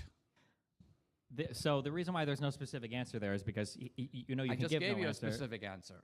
The bad guys at the bar is a redistribution of the fundamental architecture of power in the Middle East. Because Saudi Arabia and the Gulf states, famously and historically known for hating the United States, these are already our trading partners and our allies. If these people were so adversarial against us, what are we even talking about when Bush talks about the axis of evil of Syria, Iraq, and Iran? Like, do you think that the whole Middle East is just poised against the United States, but somehow the petrodollar exists and we all trade with each other and we benefit from the oil markets and everything? everything. Like nothing you're saying makes any sense. You're not listening The reality to me. is, I am listening, but I don't know what bar fights have to do with the fact that history has demonstrated that your position is incorrect over and over again, and the fact that Iran is poised to emerge a leader now in the Middle East in a way that they never were before, which is why Israel, the people who kind of goaded Trump into attacking Iran in the first place, are the ones that are most against any type of deal that we're trying to make with them. Because Israel recognizes that a stronger Iran means a stronger Hezbollah, it means a stronger Houthis, and it means a stronger Hamas. And that's what we're poised to see, because that's what Trump has given us, because he had no plan coming into this in the first place. Your favorite word is poised. And by poised, what you mean is something is about to happen that hasn't happened that you want to pretend is real. So Iran is poised to become stronger than it ever was. Ridiculous statement. What I'm talking about here in a redistribution of power is relative. In North America, the United States has power relative to Canada, relative to Mexico. If Iran is weakened, that relatively strengthens Jordan and UAE and Egypt and Saudi Arabia. It relatively strengthens the Abrahamic alliance. This is the inevitable consequence of bringing one elevator down, the other seaside of the seesaw is going to go up. So I'm not saying that Saudi Arabia was unfriendly before and is friendly now. I'm saying that Saudi Arabia and Egypt, all these countries were nervously looking at Iran. Why do you think they're cheering the American action? Why do you think openly Muslim countries that would have a basis for solidarity with a fellow Muslim country, think of how pissed they have to be at Iran for them to cheer the United States and cheer Israel? This is not easy for them to do, and the fact that they're doing it shows that they have had it with Iran, and we are on the right side, and Trump is in the process of remaking the Middle East just as he set out to do. We could continue on foreign policy, but it might be a good chance, given that it's almost a half hour that we've covered this. We could also transition into the economy. But I do want to give, Stephen, if you feel like you have... Yeah, I mean, my thoughts are clear. I think history has not favored whatever weird version of Iranian favoritism you believe the Democrats are showing, and I think that the future will show that Iran is going to emerge from this much stronger than they were before. I mean, insofar as, I guess, like, economic stuff, it's still kind of foreign policy-ish, but like the trade agreements that, I remember we argued about this last time. We were supposed to have 100 deals in 100 days, and I said we had 0 deals, and I think now we're technically at -1 deals because now Iran is trying to attack the USMCA, which was the only trade deal he could even maybe take credit for because he's trying to destroy our trading relationship now with Canada and Mexico. But I'm sure you're going to tell me how actually we've somehow magically gotten trade deals with all these other countries around the world, but when we haven't. So yeah, go for it. Let me focus, if I may, shifting the ground a little bit here, just because I want to stay on the fundamental issue. It seems to me, okay, Iran is the fundamental issue on the foreign policy front. Seems to me the fundamental issue domestically is immigration. And here, Trump has a giant accomplishment that, not surprisingly, has gone unmentioned, and at least on your side, and that is he has sealed the border. This is a huge deal because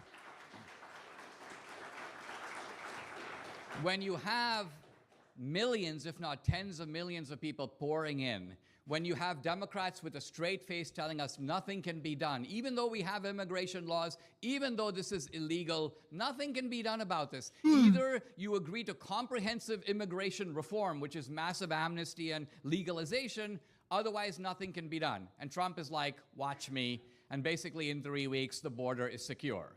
So that was done, and that remains an accomplishment because, again, what's the alternative? What would have been happening had Kamala Harris come in? You'd have the Biden policy continue. You'd have the same lies surrounding the whole thing.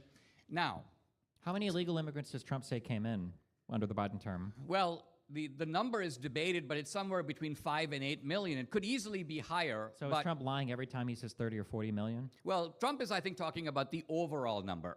In other words, there are probably 30 to 40 million illegal immigrants in the country. He says 40 million illegals came in under the Biden admin. So do you agree that Trump is lying when he said 30 or 40 million came in? Well, I agree that Trump is a fabulist and says outrageous things and trolls people and we call makes those jokes. lies in the adult world. That's a lie. So he lied then about the 30 or 40 million, right? Yes, but he did lie, but he lied about it in an atmosphere where the media has been lying to our face, the New York Times has been lying to us, CNN has been lying to us. So we are So in it a little... justifies Trump lying, even though he's supposed to drain the swamp. He just became the swamp. No, or- the thing about Trump is he's a manifest, over-the-top exaggerator. Even his own ego is so gargantuan, so Brobdingnagian, so huge that there's an element of self-parody to it. Trump in person is not like that, by the way. Trump in person is actually a very sweet man. He's very curious about people. He's not a narcissist at all. He shows an interest in you rather than himself.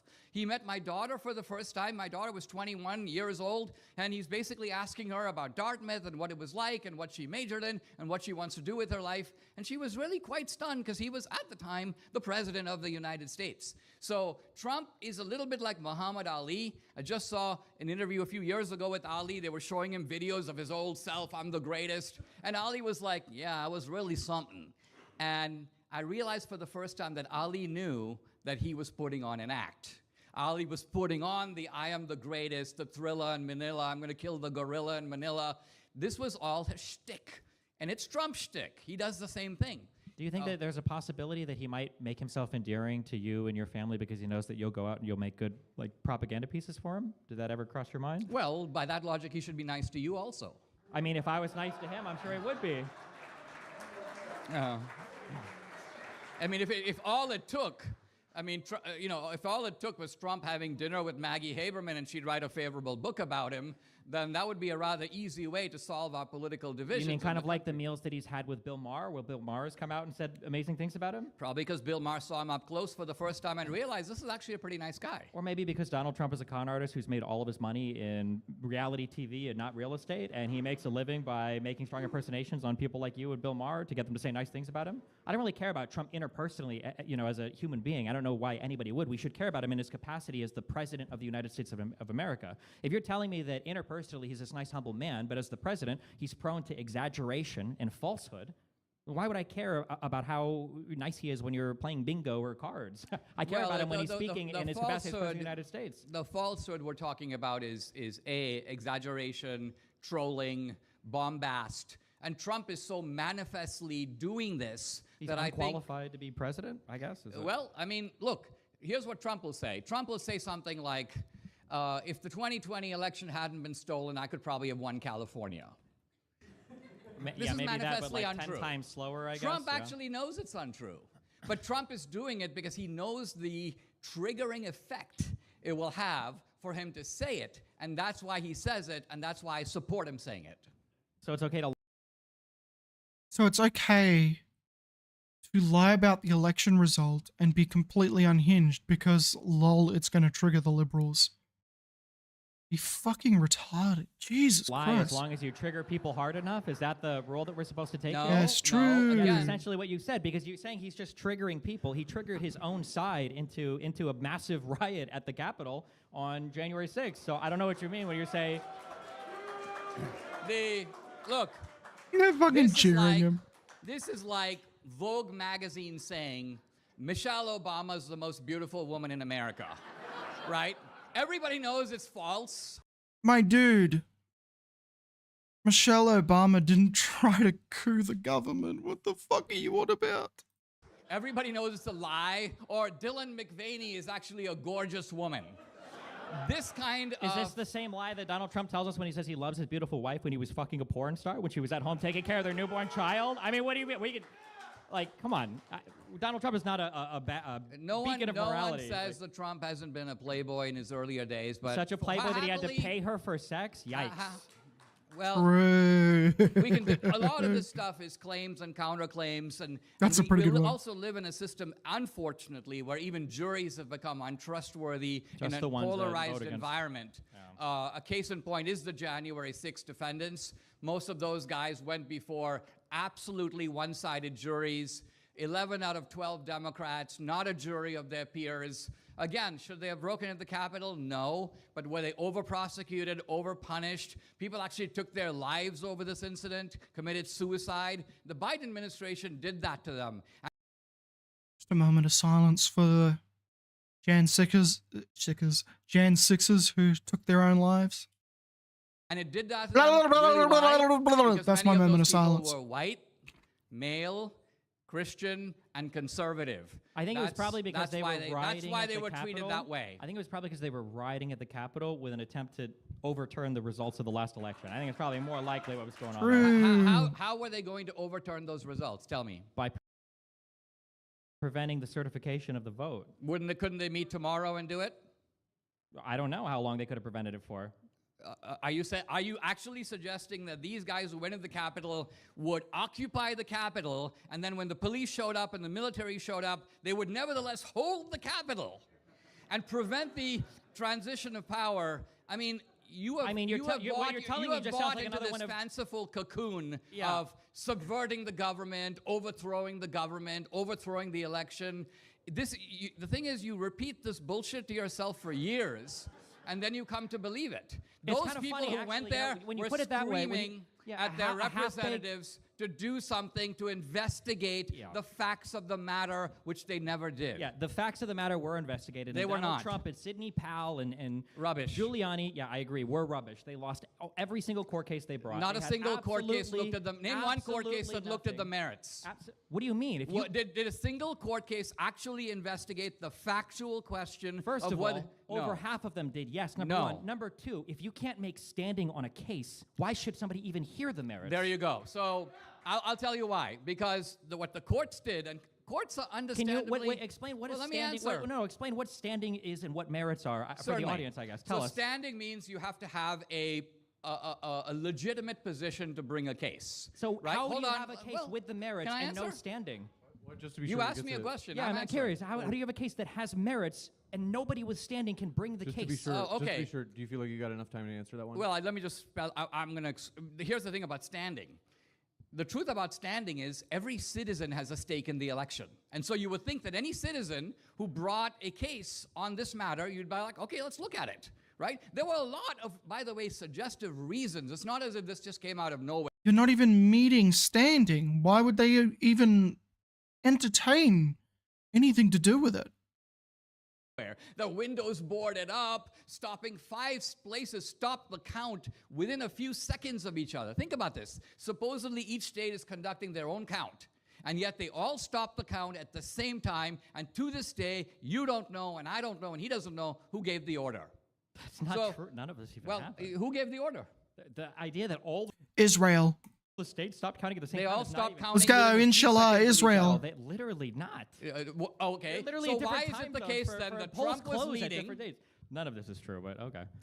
There's a reason why you guys can't point to any court documents, any filings, anything that demonstrates the truthfulness of anything. It's why the only guys that defend this idea are the crazy My Pillow dude who sells pillows for $14.88 No. on his website, Mike Lindell. Yeah, we can watch the video. We can watch. There's hours of footage of Sidney Powell lying to people, lying to these committees that are listening to them talk about all the fake votes. We can see the State Farm Arena footage where she says, "We don't know where the boxes came from. They were literally counting them. They put them under the table and then they brought them back out." The full video footage exists. There's a reason why they can't even make standing on these cases. You are right. There were a lot of people that would have had standing to bring these types of cases, but none of the cases had good merits, and the judges knew that people like you, who had nice interactions with Trump, would be doing propaganda for him. Even the ones that were thrown out on standing, the judges addressed the merits of those cases. If you'd read a single one of those decisions, you would have actually seen that. They had the ability to make all of this evidence public. Sidney Powell, Giuliani, where is it? Where is all of the investigation? Where's all of the public evidence for all of the Tina Peters people they had digging through these machines in the background? Notice that there is not a scintilla of positive evidence that there was a single vote that was actually changed or rigged or anything improper happened anywhere. Why did they lose on every single court case, even when there were judges that were looking over this that were Trump-nominated, Trump-appointed judges? Yeah, so the judges were scared to get into it because, hold on, because a judge, by and large, is in the judicial lane, and they don't want to second-guess an election process. It's too complicated. They've never done it before. Remember Bush v. Gore? Let me What finish. about Bush Hold v. on. Gore? Hold on. What are you talking about? Let me give you the big picture here that I think will convince reasonable people that something fishy happened in a big way. I'm not talking about 10 guys from a nursing home. So Obama got 65 million votes in 2008. He got between 65 and 68 million votes in 2008 and 2012, his 2 elections. Hillary got about the same number of votes, about 65 million votes. Kamala Harris, years later, with a demographic shift in the country, got close to 75 million votes. Now, Joe Biden in the middle. Joe Biden. Joe, what's my middle name, Biden, gets 81 million votes. 81 million votes, which means that 15 million more votes than Obama mysteriously showed up for Biden, and promptly 6 million of them at a minimum vanished. Yeah, but all of the extra votes for fucking Trump, they're legitimate, right? Even after the 2020 election. So Biden, the guy who can't raise $100 to build his library because everybody basically considers him to be a vegetable and a pawn. This Biden is evidently the most popular figure in U.S. history, surpassing Obama. Yeah, look, he's going to immediately point it out. Donald Trump got 74 million in the 2020 election. What did he get for Hillary's? I think it was under 65.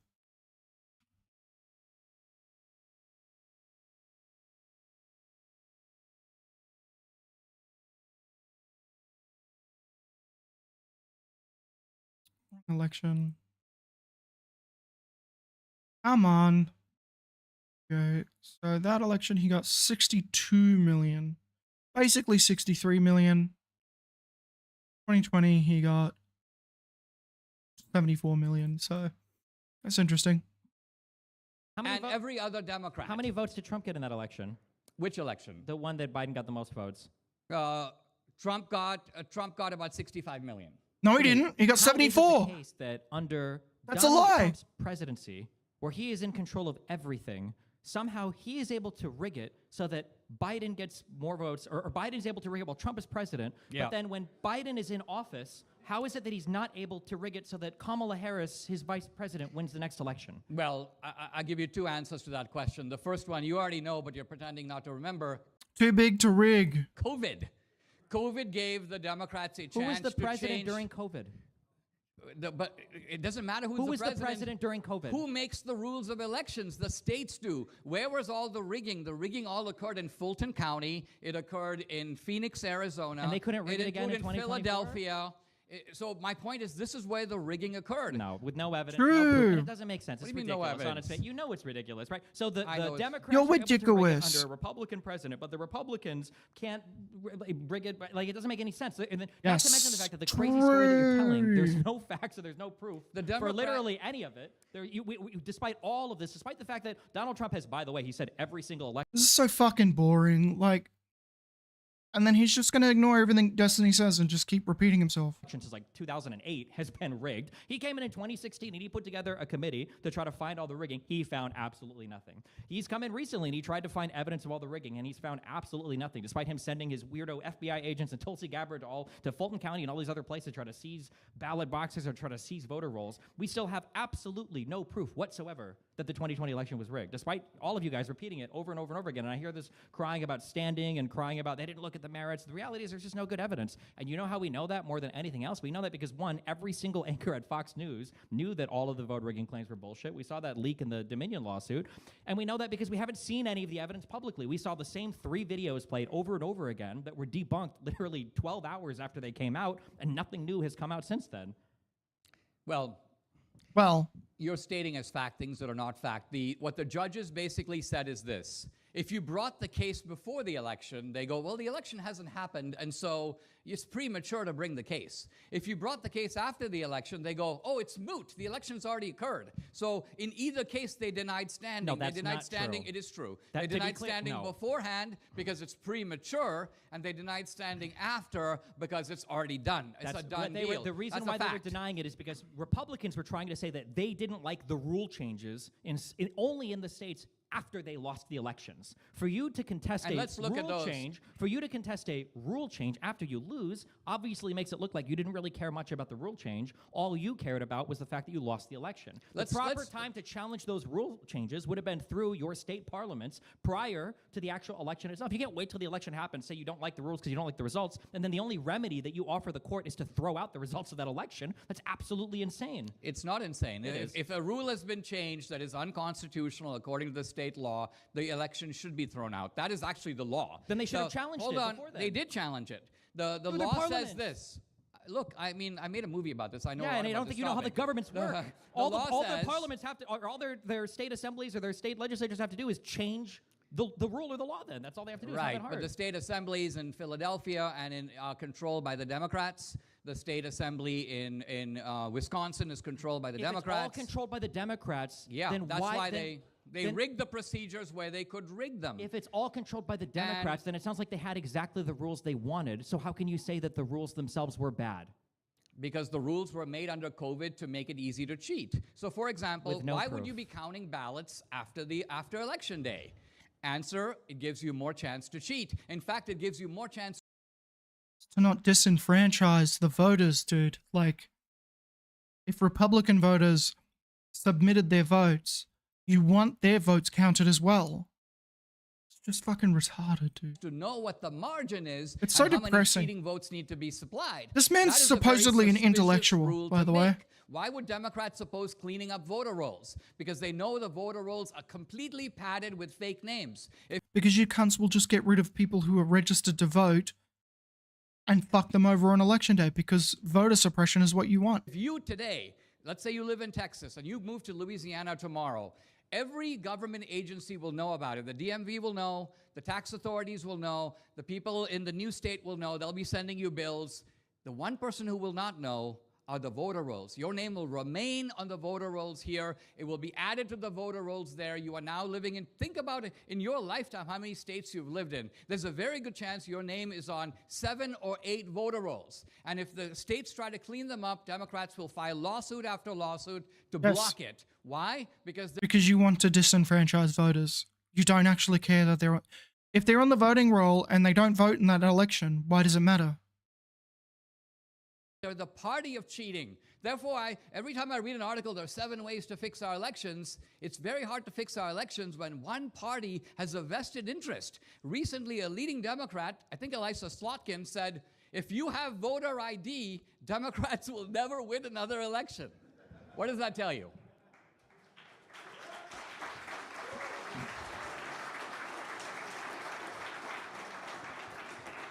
I hope that one day conservatives can come back to reality. You know what? Dems should be in favor of voter ID laws, because it will absolutely fuck over Republicans, because Republicans, all of the red states are usually lower socioeconomically. It'll fuck over the red states more than anything. These It'll are be all funny. really wonderful stories, but again, like, history just disagrees with you. Like, you can spin all the stories you want, but the reality is that Donald Trump controls the government more than he ever has before. Where is the voter fraud evidence? It's nowhere. Donald Trump was president for 4 years when he claimed that there was rigging in the election, even that he said that he won because he lost the popular vote by 3 million votes. He claimed that there were millions of people that voted illegally there. Not tens of thousands, not even 100,000, but millions of illegal votes. And somehow, through all the Trump-appointed judges, through the Trump-friendly, some legislatures, through Trump-friendly politicians, through Trump-biased prosecutors, none of that evidence ever found its way in front of the American people. All the pieces of evidence that found their way in front of the American people, all of them were lies that were all debunked within 12 hours, many of which he repeated on January 6th in front of his audience. So, you're, I mean, like, you're I hope adopting that the someday we Wikipedia have, like, strategy beyond... where something is debunked if, like, Salon says it is. I consider it debunked when a prosecutor so tries to bring it saying before a something is judge, and the debunked- judge says, sorry, you have absolutely nothing here. That's what I consider. True. Now, I know in your eyes it's not debunked until it shows up on whitehouse.gov and Donald Trump says that it's not true, but for the rest of us that are following the actual process and procedure, I think that the process and procedure is pretty important. I agree, and I'm not saying that Joe Biden... I mean, this was an election legally stolen, okay? And so Trump Legally exited stolen. the White House because he realized that the theft was successful. Even that phrase, if it was legally stolen, then legally why would stolen. you challenge it in court? Because judges... Look, it is an If it open... was legally hold on. stolen, why it would is, you it is challenge an it in open... court? I'll tell you why. True. None of this story makes It is sense. an open secret of our elections. Let's take a judge, okay? And let's say the judge is now aware... Does he understand that by... This is the problem. Like, leftists do this too. They're, the point of what they're saying is they're saying everything is rigged against you. Nothing you do matter. Like, nothing you do matters. I can speak English very good. I'm very tired. And, yeah. Eventually going to lead to more political violence. And that's deliberate. that large numbers of ballots went to homeless shelters, okay?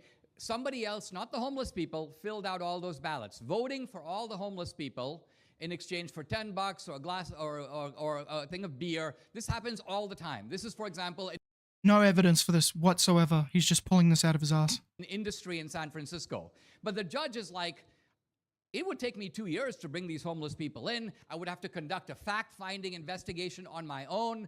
I am reluctant to meddle in an election process that belongs in the legislative branch. This is why judges pretend to look at the evidence while in fact looking for a way to kick the case out, even if they know the election is stolen. It's not a judge's job. It's a jurisdictional issue. It's not a judge's job to go out and look for evidence. That's the prosecutor's I'm not saying they have to look for That's evidence. the civil plaintiff's job, is to go out and find evidence. You know this because you tried to find evidence with your film 2000 And I Mules. did find You evidence. didn't. I watched it all. You failed. You watched it all. Yeah, Yes, really. I That's did, and you because didn't were find on the anything. side that was doing the cheating. You're like, I don't see any evidence right here. As a member of the Bank Robbers USA, I mean, I don't see the guy coming into the back door of the bank. True, Destiny personally rigged the 2020 election against Donald Trump. He did it personally. That's probably a faked video. It's not a fake video. I watched the video. You found people with suspicious routes, and you didn't show a single person that had been engaged in the fraud that you said that they were suspicious Okay, of being engaged in. the thrust of the evidence had to do with electronic geo-tracking. Cell phone geo-tracking is one of the most reliable ways that people are convicted in this country today. It was used in the Koberger trial. It's used every day by law enforcement. We were Like, he got destroyed on this last time. He's just repeating it again because he doesn't give a fuck. able to place thousands of mules at 10 or more drop boxes. 10 or more, not 2, not 3. Even if you're dropping off votes to your family member, you have no reason to go to 10 drop boxes. These drop their boxes cell are phones- along commonly traveled routes. These drop boxes are sometimes next to post stations. You could have been tracking USPS workers for all you know. That's why, despite the fact that you have these thousands of geo-tracked cell phones, you couldn't find a single one of these people that were dropping off ballots at multiple boxes. Just a couple of these people would have made that 100 times more explosive, but you couldn't even find one. First of all, that's not true. I don't necessarily It's want not to go true. down They this did road. find a couple. They sued you and they won. No, they didn't But sue me. you- and they had True. They sued you and won over you, claiming they were I mean, they you're were just ballot making harvesting. up stuff now. There's He's one not. case that You is lost your fucking court case, cunt. in litigation, so yes, I am being sued over it, but the case hasn't been resolved. So for that reason, I'm reluctant to go into specifics. It's just the nature of litigation. But I can talk about the geo-tracking evidence. In geo-tracking, by the way, you can create a map where if a cell phone is moving and it goes past a drop box, that's completely different from a cell phone pausing at a drop box and then moving on to the next drop box. Not all drop boxes are in public locations. A lot of them were placed on side streets. You had to get off the highway, go to the box. So the canard that, hey, I'm a regular jogger and I happen to go by these 10 drop boxes, that's not what's going on here. And we're not talking about one guy doing it. If one guy goes, listen, I've got a weird habit. I like to, whenever I see a drop box, I like to have a cigarette. We're talking about 2,000 mules. 2,000 mules. And Where this is is the not video convincing. footage? Where is the evidence. 2,000 mules, and all he's got is phone tracking, where we're supposed to believe that they stopped there and all 2,000 individuals just dumped ballots. Fucking ridiculous. video footage of them? Where's the video footage of the same person moving to multiple drop boxes then? Just a couple.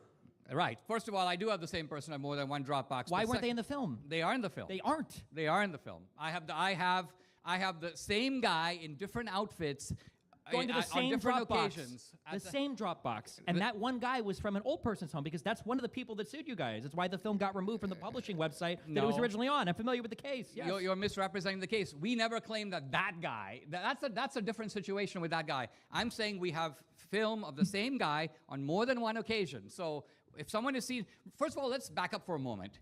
Most No, of I'm just these scared. My states, question, most of where the are Democratic the same states, guy going to multiple boxes is not in the film. You can watch the film. most of the Democratic states did not do surveillance because No, they don't. The realized. state doesn't have to. You can have a gas station with a camera set up. You can have a bank with cameras set up outside. There's a No. million different. No, the election Democrats rules banned say all that you video should have surveillance. Yeah. 24. The election rules say you should have 24-hour surveillance of the drop boxes. That is in the election guidelines, but guidelines are rules.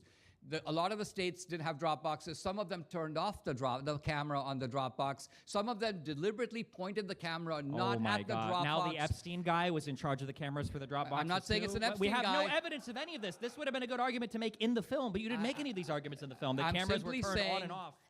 Well, we use footage when the camera's pointed at the drop box. But if a camera's pointed at a tree, it doesn't work in a film because all you see is the tree and you can't actually see the drop box. So I'm just telling you the factual infrastructure around all this.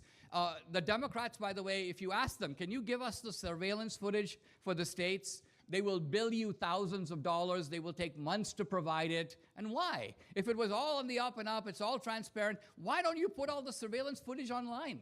Why don't you let the American people see? Because they have to go through it to make sure that you're not like taking someone's private information, like putting their face, and then you just publish it and show their face and everything like that, you know? What happened actually in real time. A lot of the people that go to the drop boxes are federal workers, right? Or people who work with the, whatever the fuck they call it. Within the, like, election commissions and shit. All these, what is the reason for concealing all this evidence if it's all according to you on the up and up? I want to, if Stephen, why would you? If you want to give a pithy response, I can give you a chance because I know Dinesh made a number of points there, but I also do want to because we only have about 27 minutes left. Sure, I can think of a million reasons why you wouldn't want every single publicly recorded camera to have all of that footage placed online because people probably wouldn't want to feel like they're being tracked or stalked by people that are looking to try to find them in public cameras. But we have public cameras now, and what I'm saying is voting is a public act. In some ways, it's a very private act. Nobody should know what your vote is. It's a private act if it's behind a curtain at a voting facility. The whole point of having, all the... But if it's in a Dropbox, it's no longer private. Safeguards of When you're voting. trying to hold on, I want to follow that comparison. You realize like halfway through that was a ridiculous comparison, right? The idea of the closed curtain is the same thing as writing in your mail-in ballot. It's a private vote. Nobody has a right to know. It's who not you voted true. for. Let me put it this way. Let me prove to you why what you're saying is idiotic. Okay. If I go to vote at let's say the post office, so if I go to a school where they're conducting votes, right, and they hand me my ballot, and I go inside the little cubicle, and then I come rushing out. And I tell the people, hey, listen, guys, I just remembered I've got something really important to do. I want to take my ballot with me.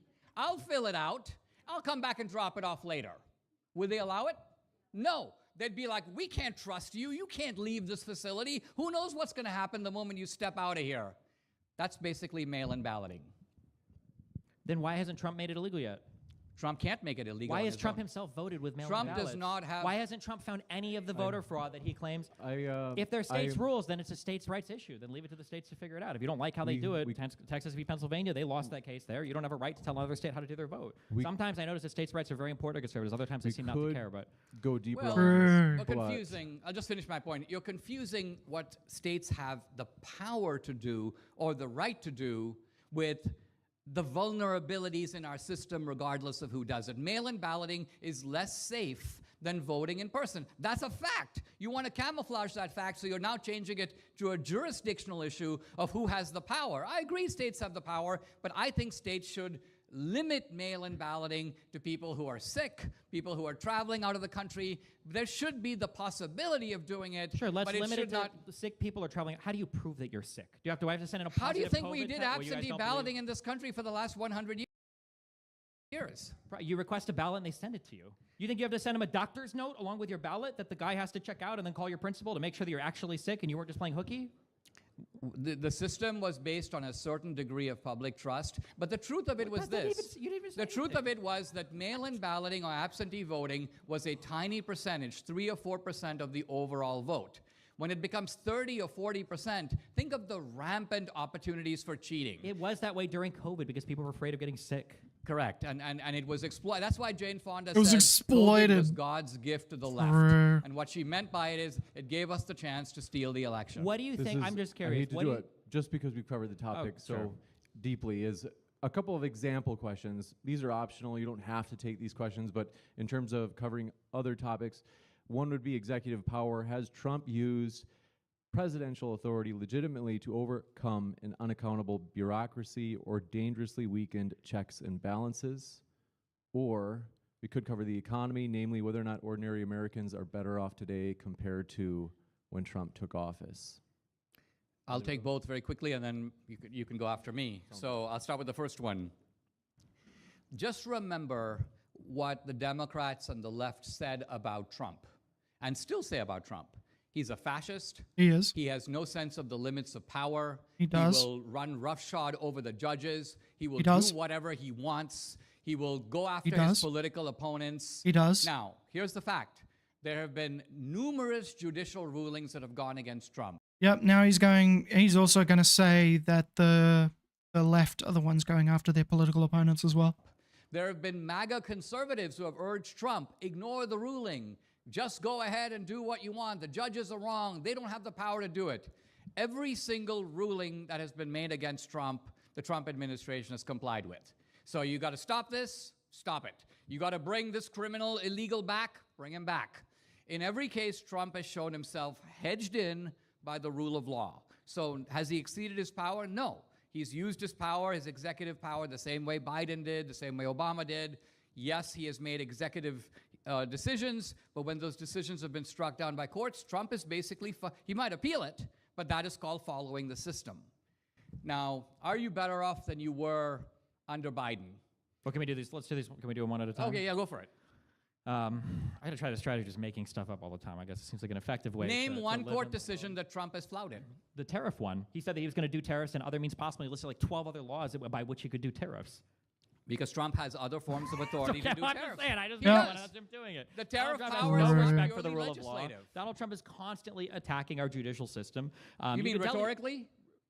It's enough to get you to say that all the election results were fake, despite all the. I'm judges not saying ruling it because against of them. Trump. I've looked at It's it myself. Not just rhetorically. We can look at the fact that we're still in war with In Iran. fact, despite I the don't fact that we make- didn't get a vote on it. We can look at the fact that he tried to sneak the Alien Enemies Act in on a Friday night so that he could fly people out of the country. And he did that just trying to escape any kind of judicial review on it. We can see with how they refuse to appoint real attorneys. Lindsay Halligan has gotten thrown out of her appointed position over and over and over again because they refuse to appoint or actually get a Senate confirmation on a new prosecutor there. And they're trying to say that the 90-day limit can actually be reset every single time you appoint a new person.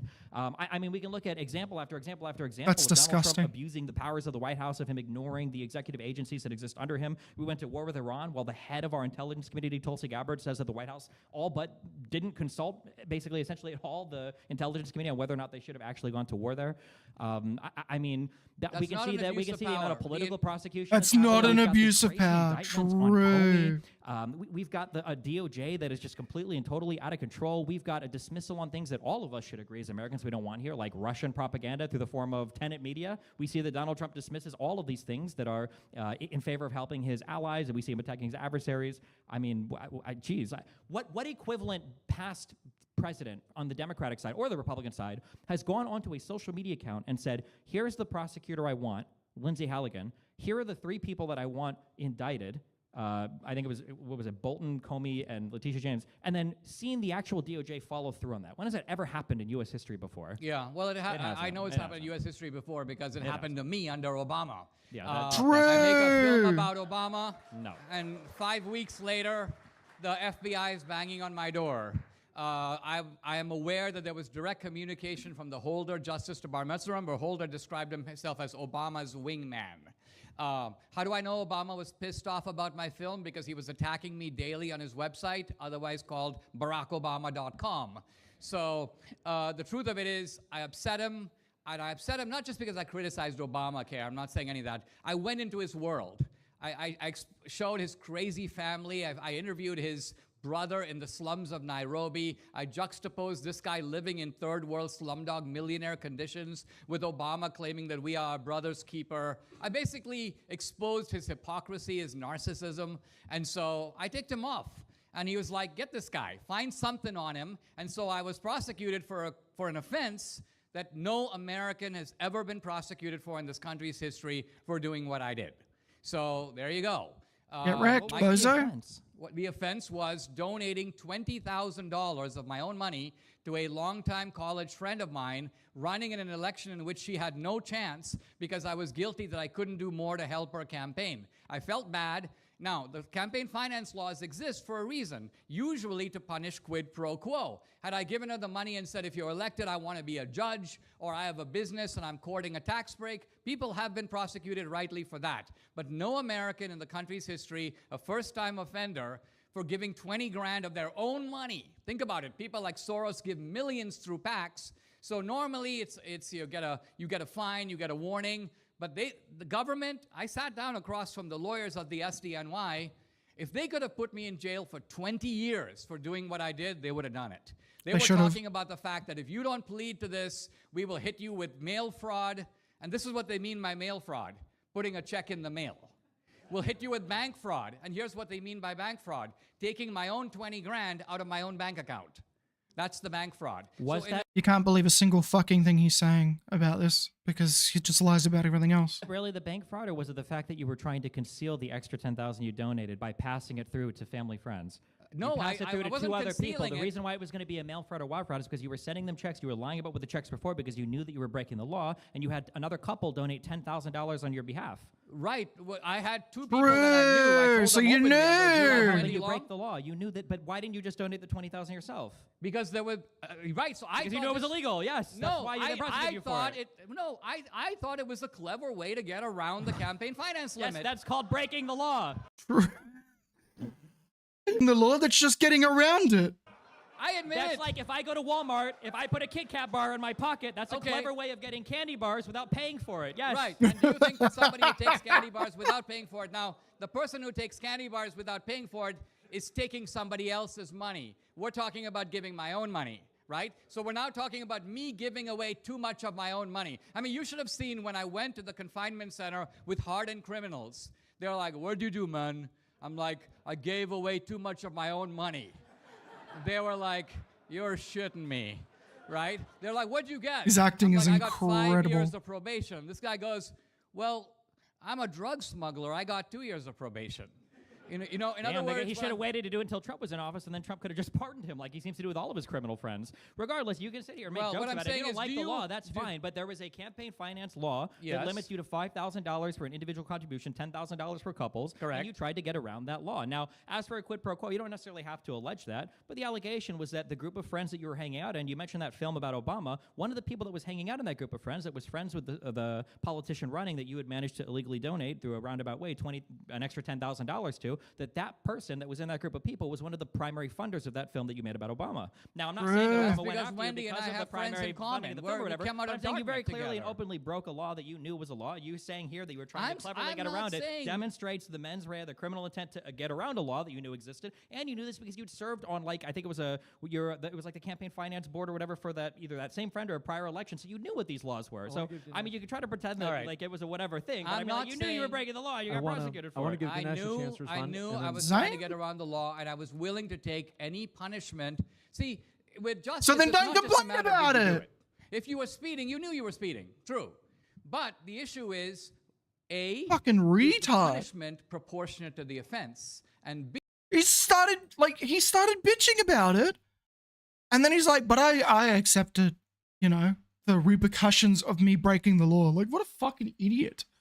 who do the same thing get roughly the same penalty. My whole case was based on selective prosecution, political targeting, and excessive punishment. The same with January 6th. I know a guy who was in the Capitol for 10 minutes. He didn't touch one thing. He stayed within the ropes. He illegally entered the Capitol during a fucking riot. And they were trying to go after him on a terrorism charge, and the guy hanged himself. This guy's trying to argue.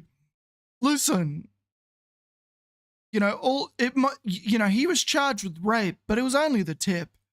Now, is that considered a proportionate What's penalty? the guy's name so we can look it up to see if that's all he did afterwards? His name is Matt. Do you guys remember his name?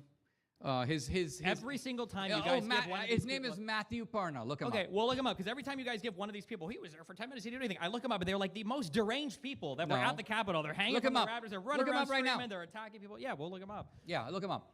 And then if we go back to Trump's executive use of power, anything else you guys want to cover on that topic? Otherwise, we could go to that last question on ordinary Americans. I mean, Trump seems to not understand the function and the role of government. It seems like he doesn't even use all of his executive agencies. He just runs everything out of the White House. So, I mean, we've never seen a president operate so free from his Congress and free from his own executive agencies before, but...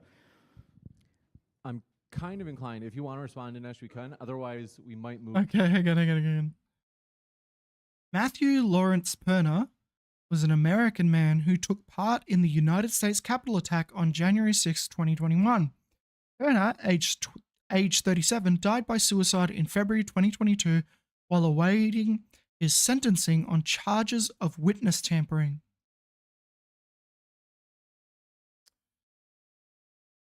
Later so the believes that upon reaching the top of the steps on the west side of the building, he found an open door and was subsequently pushed into the building by the crowd. Fair enough. That formed behind him. He spent the next 20 minutes inside the Capitol building. He recorded himself on his phone chanting USA. Okay, cool.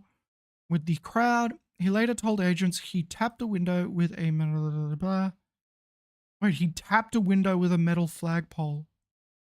Oh, he tapped it. After leaving the building, court documents state that Perner went to a hotel room in which he recorded a video with 2 other people.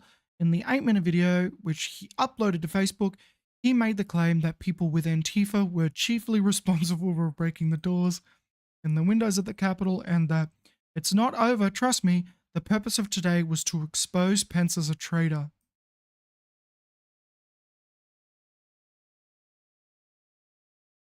Shared a photograph of Perner in the hopes of identifying him. This was recognized by a person familiar with Perner who pointed to Perner's alleged support for Trump and QAnon on his Facebook page. He was charged alongside Arez with witness tampering, entering and... Okay, cool. All right, whatever. So he absolutely was guilty of what he did. Move into that question of whether or not ordinary Americans are better. Well, I don't know that, but to when Trump took he was office. charged for some serious shit, not just Yeah, why don't you entering go the first, and I'll talk to you. Capitol for 10 minutes. I mean, the economy has been, I think, largely buoyed by a lot of the AI and tech stuff, at least insofar as like our 401ks are concerned. So if you have any investment there, you see that number go up. But in terms of the affordability for things around the United States, I don't think Trump has done much to help us at all. I think the whole Iranian war thing has led to an increase in what energy prices would be otherwise. I think that even for this AI tech industry, the White House has shown that it's woefully incompetent when it comes to actually regulating or giving guidelines to that environment for how they should work. We just recently saw this huge turmoil where they're selectively telling certain companies that they can't publish new models or not. Obviously, our relationships with our foreign trading partners and everything are completely in shambles. So, all the increase in the cost of lumber and everything else has led to an increase in housing prices. We've had to do bailouts for our farmers because of the stupid game we're playing with soybeans and everything between us and Venezuela and China. I mean, it's been a disaster in almost every single measurable way, but I'm sure you're about to tell me why all of that is not true, and there's a good Trump economy right around the corner. Well, I mean, it's striking to me that when the question is very direct and personal, like, are you better off? This was the Reagan question. Are you better off than you were 4 years ago? It is peculiar to answer that question by saying things like, well, our trade deals are out of whack. It's more reasonable to answer this way. Under Biden and Harris, I didn't really have normal free speech rights, which means that on the normal You're so platforms where you oppressed. get to speak, you would be crushed. And it's not just me. Any ordinary American, millions of people were deplatformed, and the deplatforming was the start of it. Once they deplatform you, leftist sedition hunters and other people would call your employer and try to get you fired. They would try to ruin you in public. They would try to destroy your reputation in your neighborhood. Right, can we go back to that? That was based. These people actually deserved it. And your crime was something like, I'm representing Trump, or I posted something on Twitter. And this was enough. So this gives you an idea of the deranged people that were in our government and allied with our government who were doing this to us. If you go down just a simple, basic list of the Bill of Rights, you didn't have the right to free speech. You didn't have the right to free assembly. Your vote was being canceled out or diluted by illegals and cheaters voting on your behalf. Essentially, you didn't have a right to freedom of religion because your church was shut down under COVID, and while bars and other places were left open. So by and large, what I'm saying is, even in terms of your ordinary life, you were living in an environment where you were under scrutiny with the chance that the state would crush you. This is George Orwell, a boot stamping on your face. And we felt True. Just for his views. Meanwhile, he's trying to imply that the 2020 election was stolen. it. And we don't have it now. So in this decisive respect, we're better off than we were before. And this is not something that is abstract about Iran, about trade deals. This affects your everyday life, your basic freedoms, and mine. True. What about all the people that get drafted to go fight in Iran, bro? Do you think it might I didn't impact hear their anything lives? about Trump making us better off there. Is that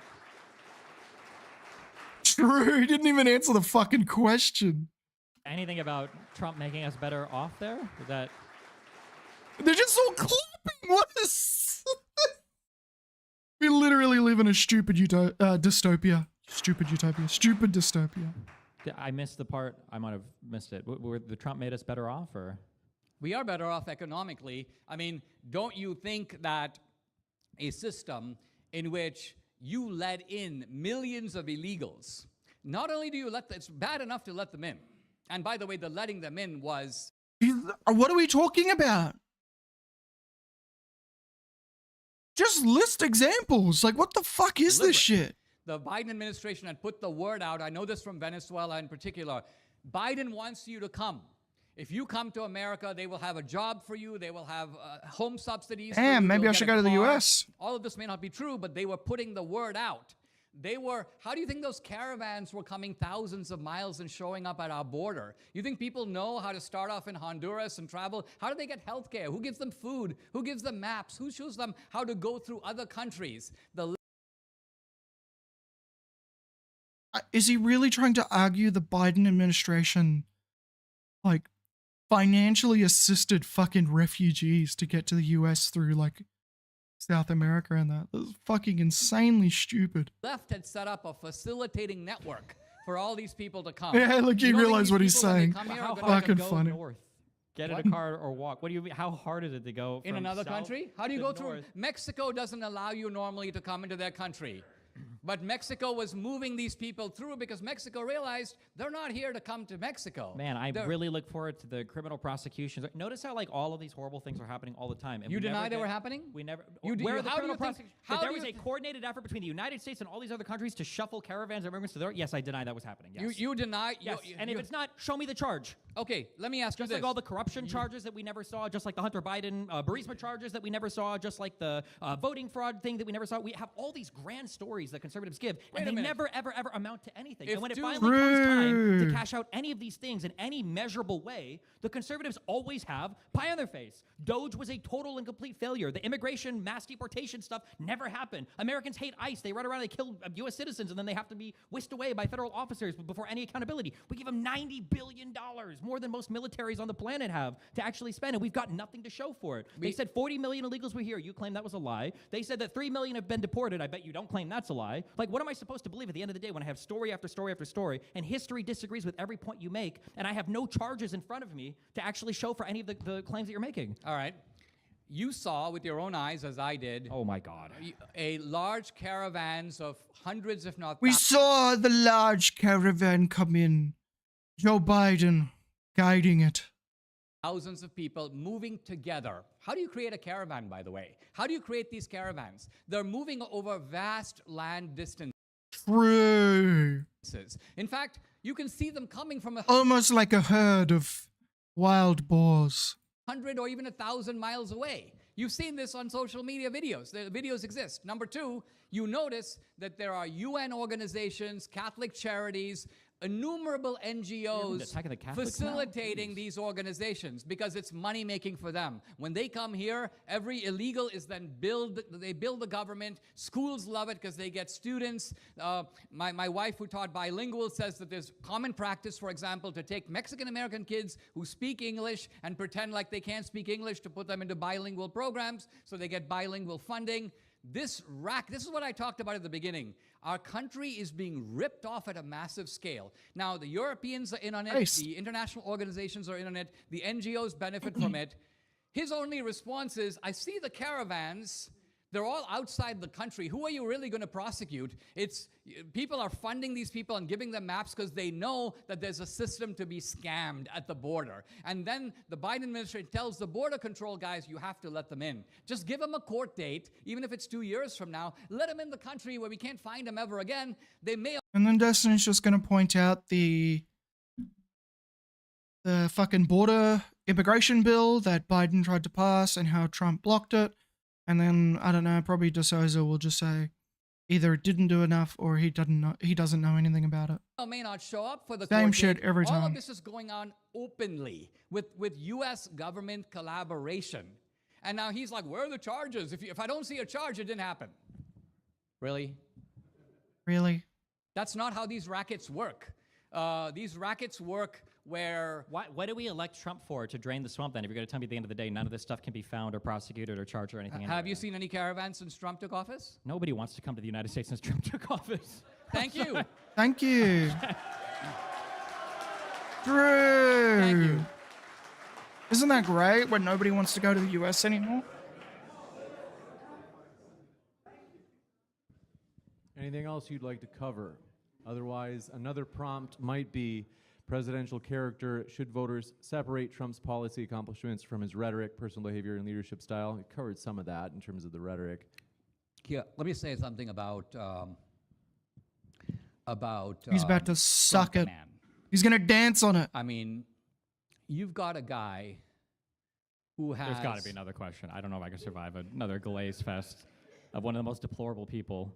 No normal person would take on what Trump has done. Oh, he's dancing on Because it. when you're a billionaire, you have a kind of life that is almost unimaginable. How is he talking with Trump's You've been to the dick in White his House mouth? It's and you've been to insane. Mar-a-Lago. The White House is like an outhouse compared to Mar-a-Lago. Mar-a-Lago is beautiful. And Trump could have... Did he just call the White House a fucking outhouse? Jesus Christ, dude. He could live out the playboy life that he wants. Imagine if Obama said that. Holy But fuck. he doesn't do it. And the reason he doesn't do it is he's a patriot. And he has believed since the 1970s, his fundamental vision is the same. The United States is being screwed over. I don't even think he knew the extent of it. That's why in his first term, Trump was somewhat accommodationist. He didn't realize the amount of backstabbers and Republicans who stand to gain from this. My son-in-law represents the district next door, Brandon Gill. So Brandon tells me that among the Republicans, 250 of them roughly in the House, there are about 40 who would substantially cut government spending if they could. The other 200 won't.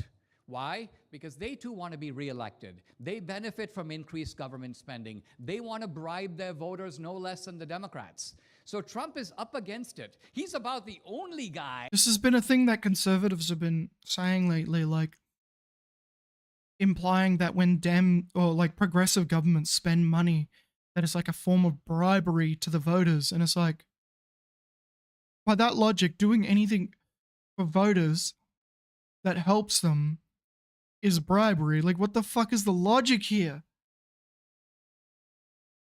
Jesus fucking Christ. Who doesn't need the money? Notice that all these politicians like Obama, they're dead broke. Obama never held a real job. The guy was a community organizer, i.e. essentially a professional bum.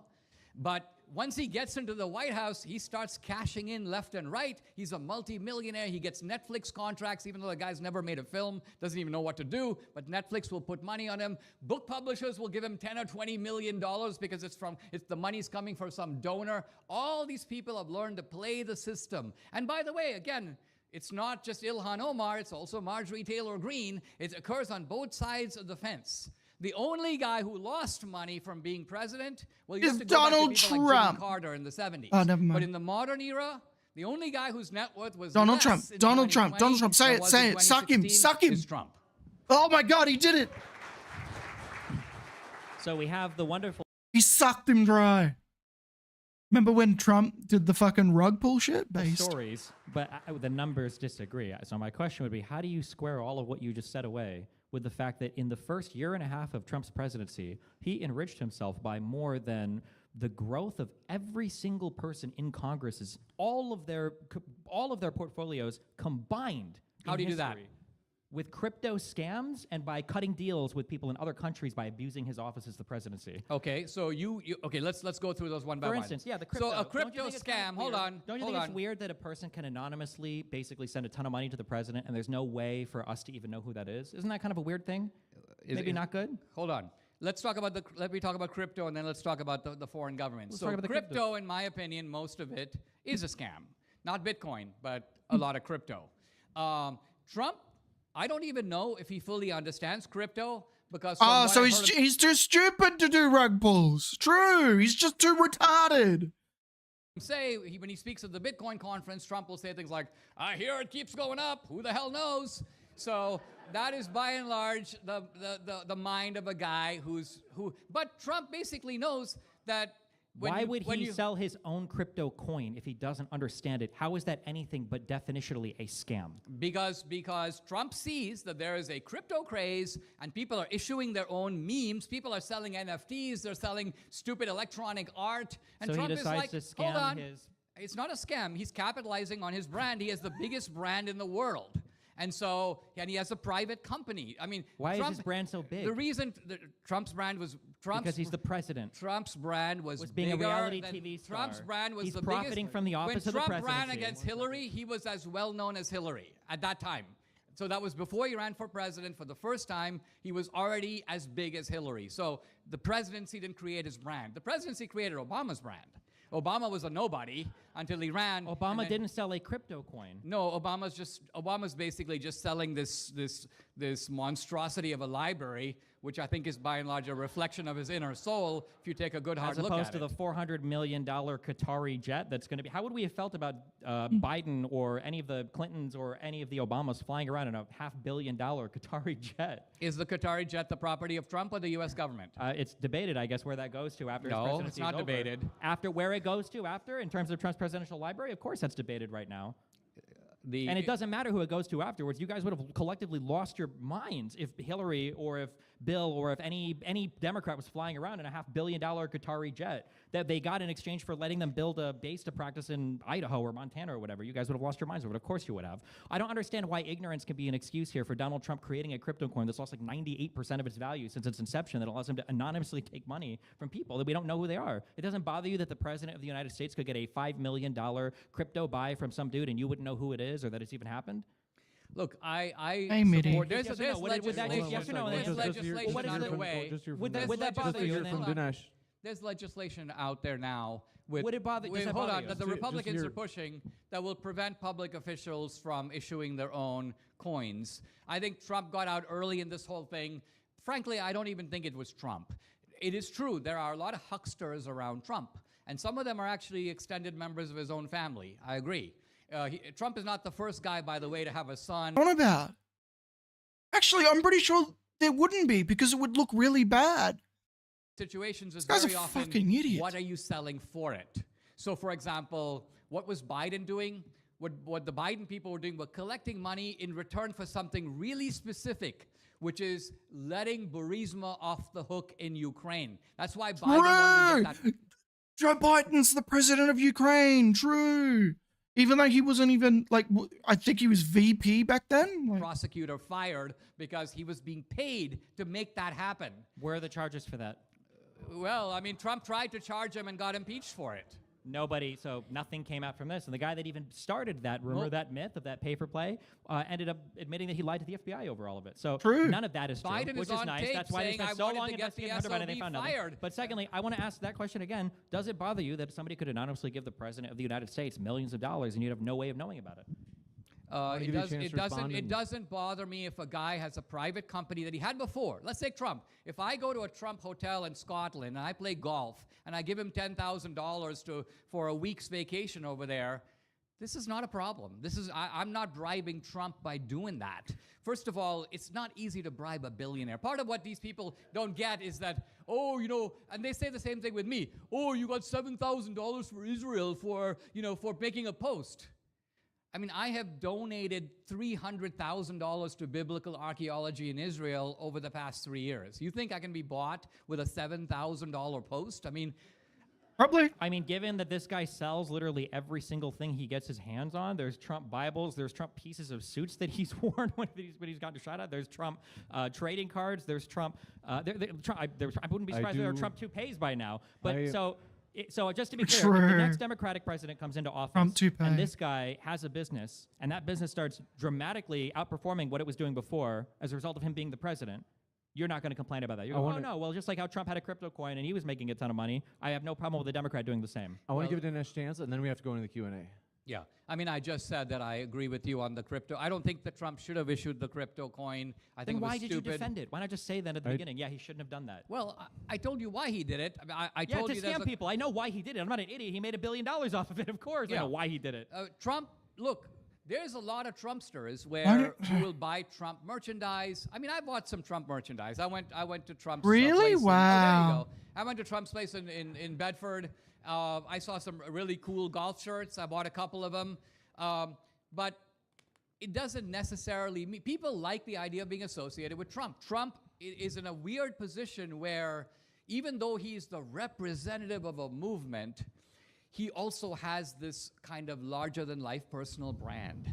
We call that It's called a conflict of interest. in the business, we call that a conflict of interest. Thank you. It's a conflict of interest, but it's an unavoidable conflict of It's interest. super avoidable. Avoidable. What do you mean? Well, you could just divest from your companies and not work hand in hand with your son-in-law or your children when you're doing foreign policy or when you're doing engagements with other parts of the world. Trump in fact does have nothing to do with those companies which are being run by Eric Trump. It was Donald Trump Jr. and some of the other guys who went into the crypto lane. And Donald Trump Jr. has always kind of been he's always been looking for ways to create businesses. That's why they launched it after he became president, right? Related. So yes, am I comfortable with all that? No, that's a whole different issue. But what I'm saying is this has nothing to Trump. Trump is a little too busy to sit around monitoring his crypto performance. But that's not true because Wittkop is literally a huge part of the Global Liberty Financial or whatever, and he sends him to other countries to go negotiate stuff. I hate to do it just because it's been a great conversation. Thank you very much, gentlemen. We're going to go into the Q&A.